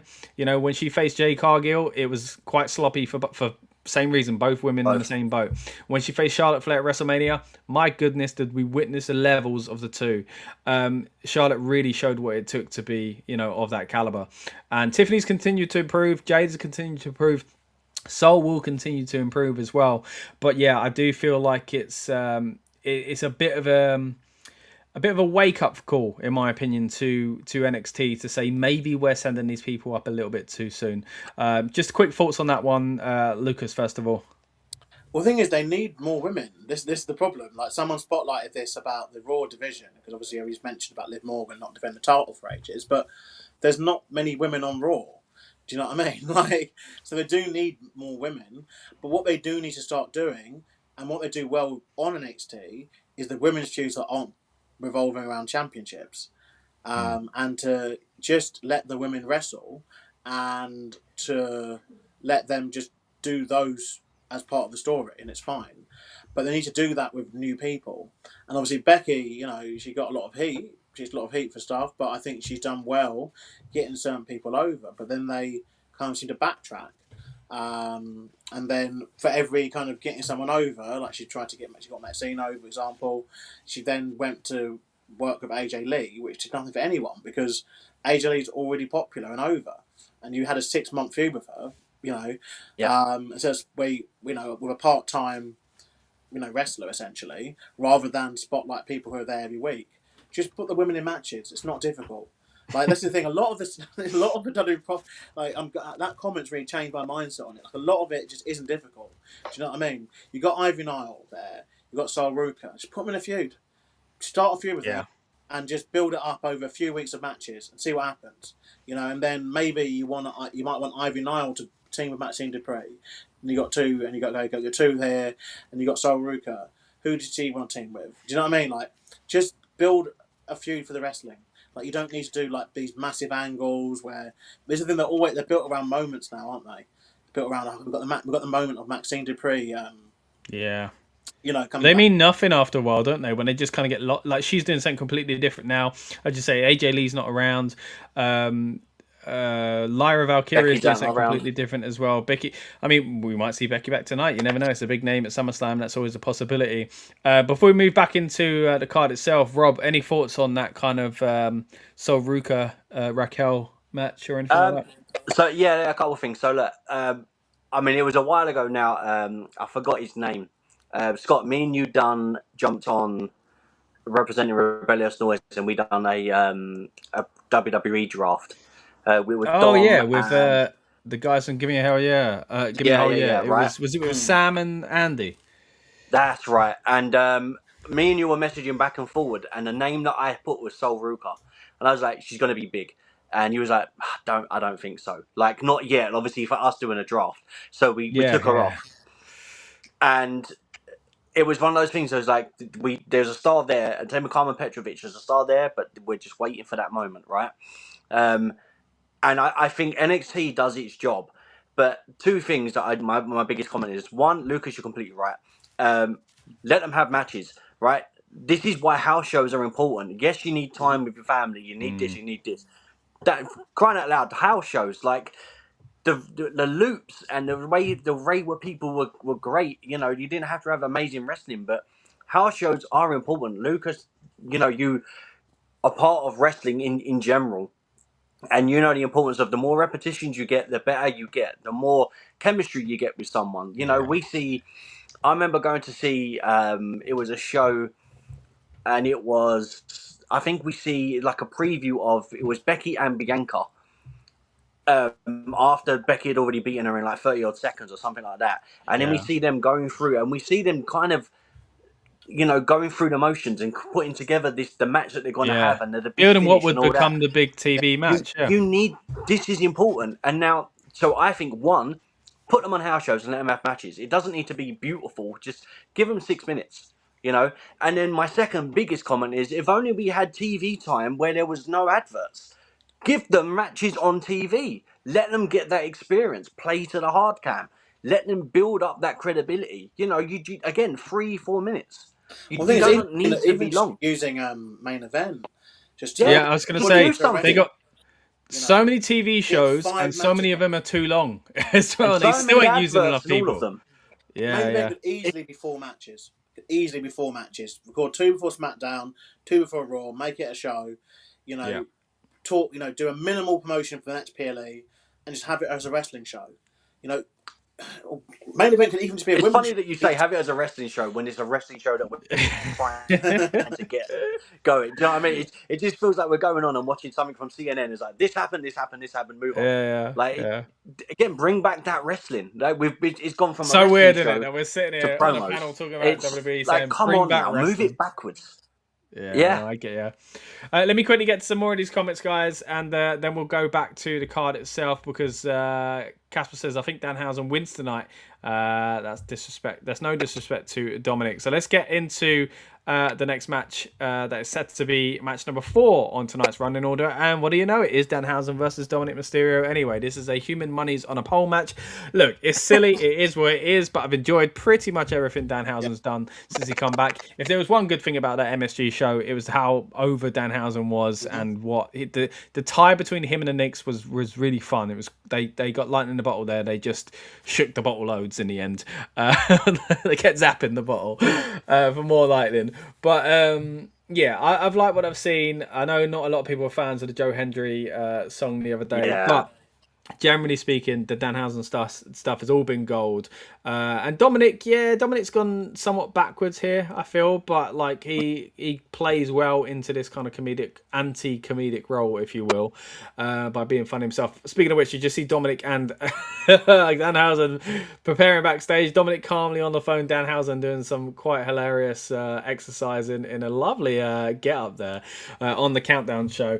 What are our thoughts on this one, guys? I think for me, it feels like the baby faces might get outnumbered. I say baby face, it would be, of course, just Danhausen and maybe Joe Hendry, and the Minihausens are the ones that equal things up, and therefore they end up getting even. No, maybe not the win, but maybe they look strong at the end of the night because Dominic and JD run away or something like that. It's not the most important match. It's just a bit of fun, and sometimes, you know, this is what we need on these PLEs. So I'm pretty open to it.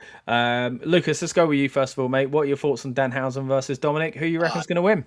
Yeah, this will be excellent. It's going to be fun. I think the fun factor coming back is very important. I said this about Solo Sikoa. Genuinely, yesterday was one of the MVPs of the show. Amazing. more of that, please. Like, we don't need. Yeah. And I mean, like I said to you yesterday, just keep him away from the bloodline, for the love of God. Just keep Please. him away.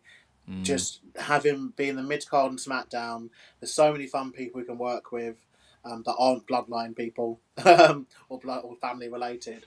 Like, Yeah. and I think that's the way to go. But yeah, Danhausen, Joe Hendry, Judgment Day, etc. They're becoming like a bit of a fun part of the thing. And the pro package is really quite good for this match. I watched it earlier. Sorry. But yeah, no, I think Danhausen's going to win. I think Danhausen's going to win. Or even if he doesn't win, the money won't end up back with Judgment Day. There'll be a prank with that. Somehow, yeah. Like, it'll either not be the proper money or like it'll Yeah, block yeah. faces. But yeah, I Yeah, mean, yeah. some people mentioned about, obviously, Dominic Mysterio is still the AAA champion.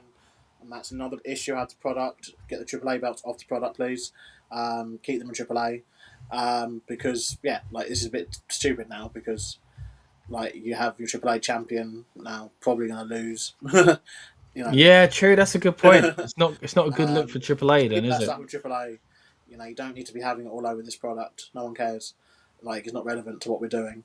But yeah, that's a minor point. But I think it'll be a fun match. I expect Danhausen to win. I expect to see the mini Housens. Probably, I don't know what, they're in Minnesota. Probably some random celebrities will pop out of a box or whatever. But yeah, I expect it to be a fun one. And it is needed. This is the thing, it is needed.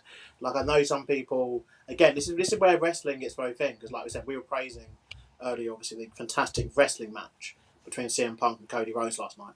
But we can now go, and if this is really good, we could be praising this in the exact same way, but for different reasons. This is the beauty of professional wrestling. And with WWE in particular, and they do this stuff usually quite well. Like I said, I actually quite liked the concert on Raw. I thought that's what it was going to be. It was silly, it was goofy. Not the biggest fan of having Ryan Garcia as part of it. But I like the mini house and stuff. I think everything with Danhausen for me is just a massive tick, and I don't expect anything different to happen tonight. Rob, what are your thoughts, mate? I assume you're as high on Danhausen as me and Lucas are. Yeah, I love Danhausen.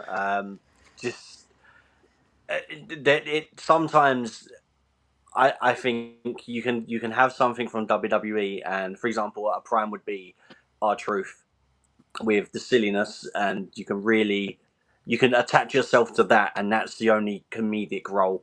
Before then, it would be someone else, But having someone come out and do it that wasn't WWE based, and then you put them into that WWE field, and then allow them just to expose as to how great they are even more is something special. Danhausen, I don't like doing a comparison of one company to another, but the way Danhausen has been used and viewed here, and just with merch, human money, selling teeth, and little things like that, and man, Tony Khan must be banging his head against the wall thinking, I had so much potential and stock here and didn't use it. So, it just goes to show sometimes he hasn't great here and it's great somewhere else, and vice versa. But yeah, look, I love Danhausen. I have two things that I think of. We could either get 100%, we're going to get some kind of shenanigans definitely from the Judgment Day. So I feel like we're going to get something that's happening with that. There's two ways we can go. Henry can kind of make an appearance again to help Danhausen, which may be the case. Maybe using the Truman from AAA. So Mr. Iguana can maybe make an appearance. That would be fun. Especially within the AAA title. So I'm not too clued up on what's been going on with AAA, to be honest. So I don't know where the feud is with Dom, but something like that could happen and that can help Danhausen. Or do we get the montage of whatever Danhausen's robot-y thing or whatever he's been building finally makes an appearance tonight? And that's what helps Danhausen get the victory. Or is he still needing human monies to build whatever he's building? So there's a lot that we can kind of tell from that. But overall, the match is going to be silly. It's going to be funny. It's 6 to 7 minutes. It doesn't need to be any more than that. I think the just presenting them and then the way they come out, I think is enough. And then I think whoever wins and loses, the match he does what he needs to have done. You know, if Yeah. Danhausen loses, then there's a build up for him to kind of get his own back, and then if he wins, you know, then great. Nice But you're bump. right. You know, they open a bag, they get, you know, dirt or whatever just squirting over him. So Danhausen's always going to have that upper hand. You know, so yeah, like I'm looking forward to it. I think it's going to be great. Yeah, and I think it will be that nice relief where it is in the card as well, because it comes straight after the women's ladder match, which is going to be quite intense, and then another match coming up next, which is Penta versus Chad Gable, which is going to be arguably, you know, a contender for match of the weekend, match of the year, depending on how it goes, because these are some incredible talents, and hopefully we get something good from them. We're going to quickly get some comments here, and we're going to go into that match and then the main event. We've got about 18 minutes before the show itself kicks off, so we will start wrapping up soon. Keep your comments coming, guys. Let us know what you are most looking forward to tonight. Aiden's in the house. Good to see you, Aiden, buddy. Always nice to see you tuning into the build-up show. Casper also says, yeah, I enjoyed the match last night with Solo, LA Knight, and Royce Keys versus Jimmy J and Jacob. I love Solo's team. Picked the win. Enjoyed the match. Yeah, we mentioned earlier on, didn't we? Solo was the star of that last night. Really, really enjoyable. Very evil, very nice, says Aiden. Lynette is in the house as well. Good to see you, Lynette. Hope you're doing well. Cheering on Roman Reigns tonight as well. Joe Hendry deserves more respect, says Aiden. And we know, yes, he is a talent, but you are also Scottish. But he does deserve respect, doesn't he? Lynette says, I think Danhausen is going to win tonight as well. And then Aiden talking about the mini Hausens here and says, who is starting tonight? It is going to be the #1 contendership match, Aiden. That is what's opening the show tonight as well. Right, let's get to the rest of the card. So match 5 is set to be Penta versus Chad Gable for the IC title. Again, my predictions were kind of hard to pick on this one because I like both of them. I just feel like even though he's a champ, they've kind of stepped back on Penta. I'd like to see Chad Gable get this big moment, but I'd like to see it against a bad guy because he had this lovely redeeming moment at the end of the match against the other El Grande. And maybe this is it to be on US TV. Not everybody would have seen that. It was an incredible match, great storytelling. How they turn, you know, rubbish into what it became is you know, credit for everyone involved essentially. But yeah, a bit weird that they've gone down this route for Chad Gable because I'd love to see him do it, but I'm not so sure it's as impactful if he beats Penta. But either way, the match itself, I'm really looking forward to because, again, I think they're great. I just hope they're not tempted to basically reverse things and make Chad Gable a bad guy again. What are your thoughts of this one, Rob? We'll go with you first of all. Intercontinental title, Chad Gable versus Penta. This is almost... I don't want to say dream match, but like a match that a lot of people on paper would be kind of, again, excited for. Yeah, I think we could potentially witness a wrestling spectacle between them two. You know, sometimes you have like, when we see something, it's like the scenery and styles was like a love letter to wrestling. I think using Gable, especially coming off the back of the El Grande stuff, and Penta, who is a hell of a loved in, you know, just wrestling as a whole. I think there's going to be some magic tonight. And as you know, masked as loving wrestling, you know, and obviously luchas and stuff like that. I think it's about time Gable gets his flowers. We wanted. It's so silly to say, like, when we had the Gunther stuff as the IC title, and it was like, okay, it shouldn't have been Sammy. It should have been this. That it should have been Gable at this point. And everyone was down on the luck, the fact that it was Sammy. And then we had the American, you know, the American Alpha stuff, and going from here and going to here, American Made, and like, no matter, again, there's another guy that no matter what you've given him, he's tried to make the most out of, and turn chicken poop into chicken soup, you know. And it's been a regular, you know, from even down to Shorty G, and then coming back from that, and you know, being in this position that he's in now. He's an absolutely incredible wrestler. Yeah. So just give him his flowers. You know, like Penta doesn't need a title to be an incredible wrestler. Gable also technically doesn't need to.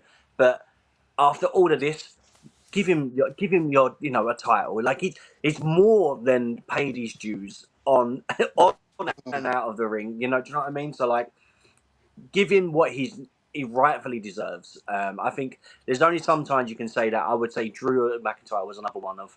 Some people really deserve it because of the amount of work they put in, and Gable is now in that position where I think, you know what, he's he's now more than earned it, and I think he's waited long enough to have something. So being crowned at SummerSlam as as a champion, especially after the feud with El Grande, and him being as a face as well, which is really nice because then we get a good moment of him being a babyface, being given it by Penta, and a sign of respect. Yeah.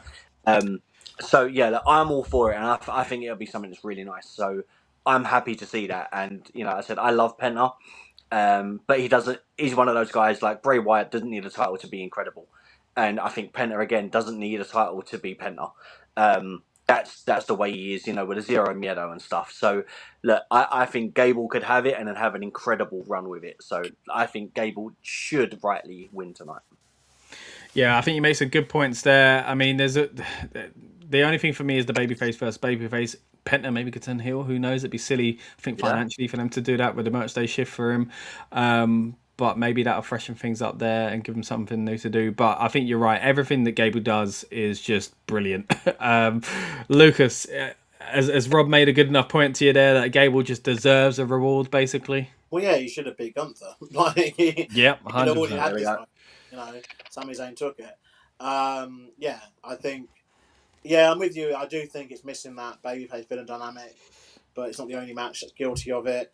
I was just checking while you guys were talking. Yeah, obviously, Randy Americano, the version that's currently active. Anyway, he hasn't had a match on Raw since this feud obviously started, and he's only just returned to in-ring competition on this week's Triple A. I wouldn't be surprised if he made an appearance tonight, as I'd like to see them run it back, Chad and him. So I think, or maybe even tomorrow on Raw, but I definitely think, Chad Gable's winning tonight, and it's a right decision. It's long overdue, like so long overdue. I think I've said this on this before. I think Chad's the best wrestler in the company, and genuinely, he was 3 or 4 inches taller. We're talking about someone who would have been a few time, maybe not world champion, but definitely with the IC belt. Yeah, the fact that he's small, and so he was in the era where Vince found that funny, and gave him that gimmick, and it shifted them away from obviously being a title contender to being a comedy act, and then it's taken him a long time to get back, but he definitely deserves it. He's such a good wrestler. And again, this is a wrestling show, so give the good wrestlers good wrestling matches and good outcomes in their wrestling matches. That's all we need. It's not hard. And if they then want to reintroduce El Grande Americano and set that up, boy, could we be eating good? Because that match, it was unbelievable, phenomenal. Absolutely incredible. And I think a lot of it was the Marcus Mars thing. Don't get me wrong. Yeah, the drama, and obviously it being in Mexico. And the storyline they had going into it, but I still think there's one that can be had because it's weird. Like Chad, he needs, again, it's just simple. But if you want someone to be a babyface, to get over the babyface, then needs to defeat the evil, needs to defeat the villain. That's the whole point. Do you know what I mean? Yeah. Like you go to the cinema to watch the Avengers or whatever. You don't watch the Avengers for Iron Man to defeat, Spider-Man. You want Iron Man to defeat the villain. That's the whole point. Yeah. Do you know what I mean? Unless it's evil Spider-Man, of course. But this is where it just blurs. That ramp is really narrow. I'm looking at the ramp. Sorry, usually the ramp's really wide. Isn't it? Yeah, it is. Yeah. Just to bounce off of what you were saying.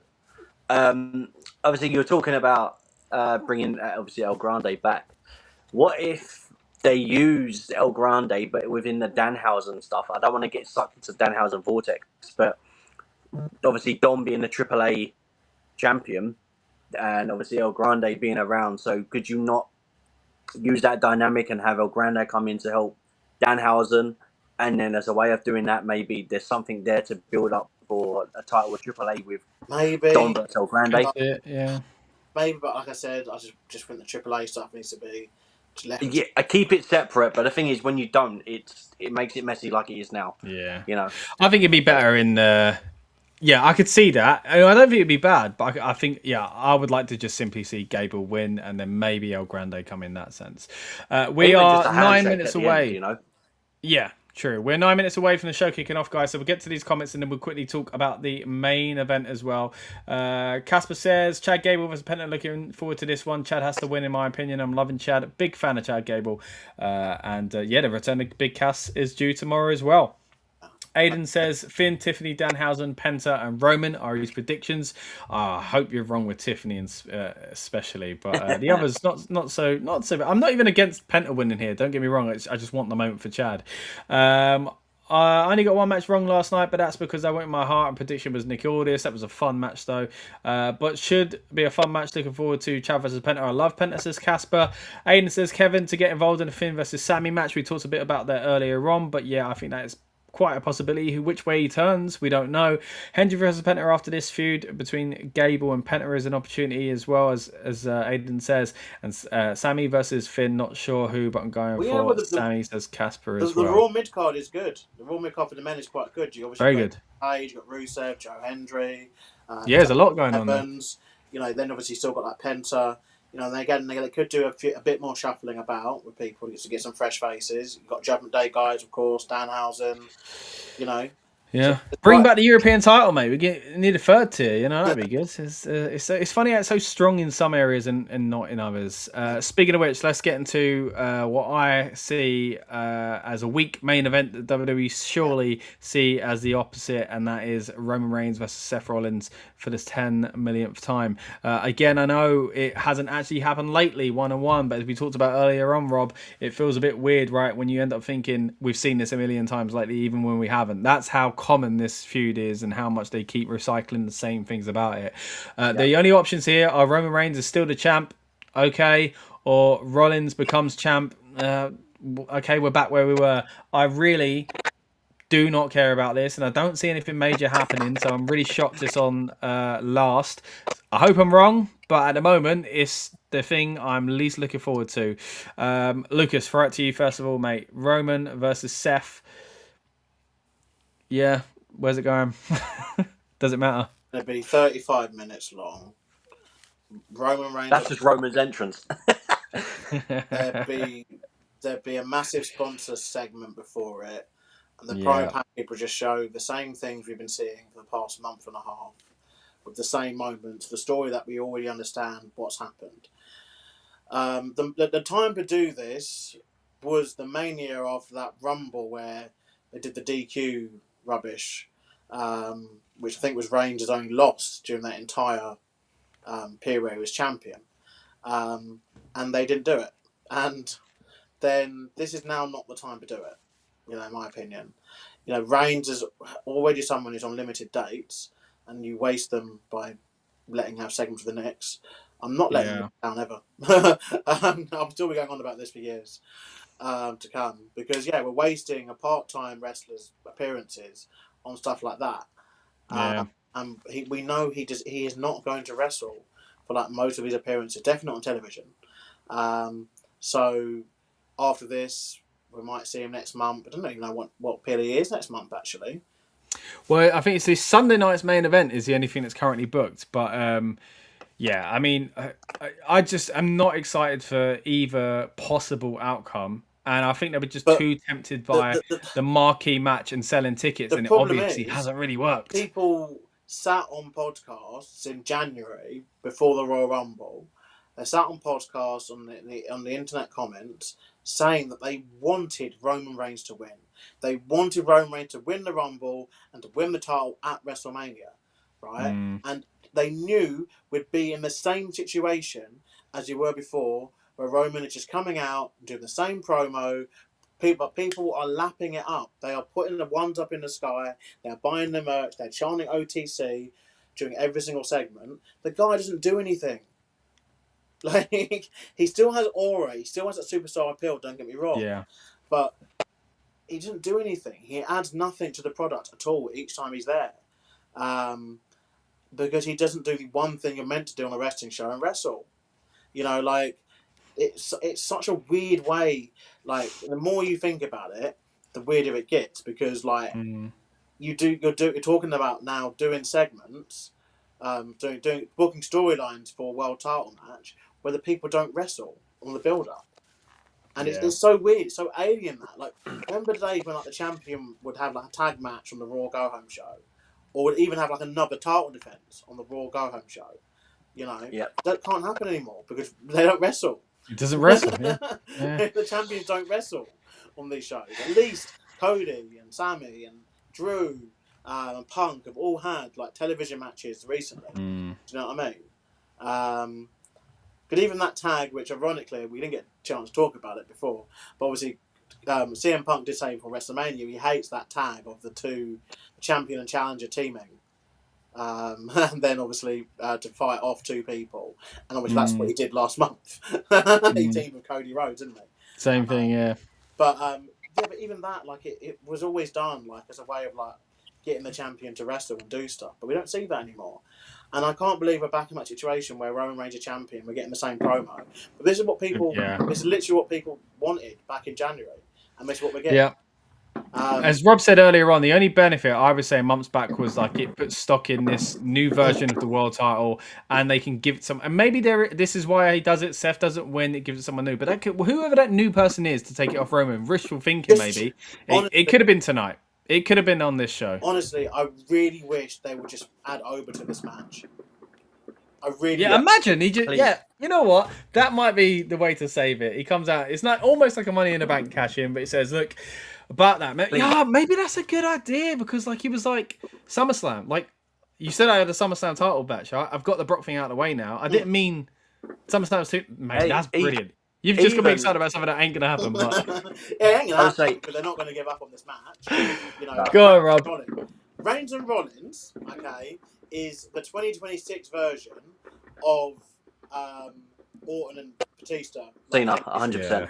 Yeah, or Cena, Daniel Bryan in the end. That's what that's like. Yeah. All right, Rob, final thoughts, mate, before we get out of here. The show is about to begin. Who do you want to go in? Do you care? If there was ever a time for a Money in the Bank cash-in, it was tonight, guys. That's a shame. But bouncing off quickly of what you said, if we've had the passing of the torch from Brock to Oba Femi last night, what if there was a case of, if you've got Brock's seal of approval, I would do something for you, and then Heyman comes out and just says Oba Femi's been added to this match because he's rightfully earned it. Yeah, I think that, honestly, even if it's just a one and done moment, just have Heyman come out, bang, put it there, and then put Oba Femi in the mix. I'm all for that. That is the way to save this. And it really is the same way when Seth cashed in at 31, ironically, Brock and Reigns. That was the way to save it, and that's why it felt so special. They could do the same here. Technically, he's earned a SummerSlam title match. Yeah. Oh, man. I hope. I don't think we will, but let's hope. Right, that brings us to the end of the show, guys. Thank you so much for tuning in. We appreciate it. This has been the build-up for Night 2, where we get you hyped up and in the mood for the show. My goodness, the last minute or two has got me more hyped than I've been for the entire kind of evening, and I'm wishful thinking now. But Lucas, great to chat to you as always. Rob, great to chat to you as always as well, mate. Enjoy SummerSlam Night 2. Let's hope it lives up to its name of the biggest party of the summer. And we'll see you all on the next one. Thanks very much. Welcome to the Rebellious Noise Pro Wrestling channel. On this channel, we bring you some great content from inside and outside of the squared circle. We will go through and offer some in-depth analysis of the biggest events of the year, as well as bringing you exclusive interviews with some of the industry's biggest names. There will also be live show reviews, in-depth features, and podcasts. So make sure you give that subscribe button a slam so you don't miss any of the action.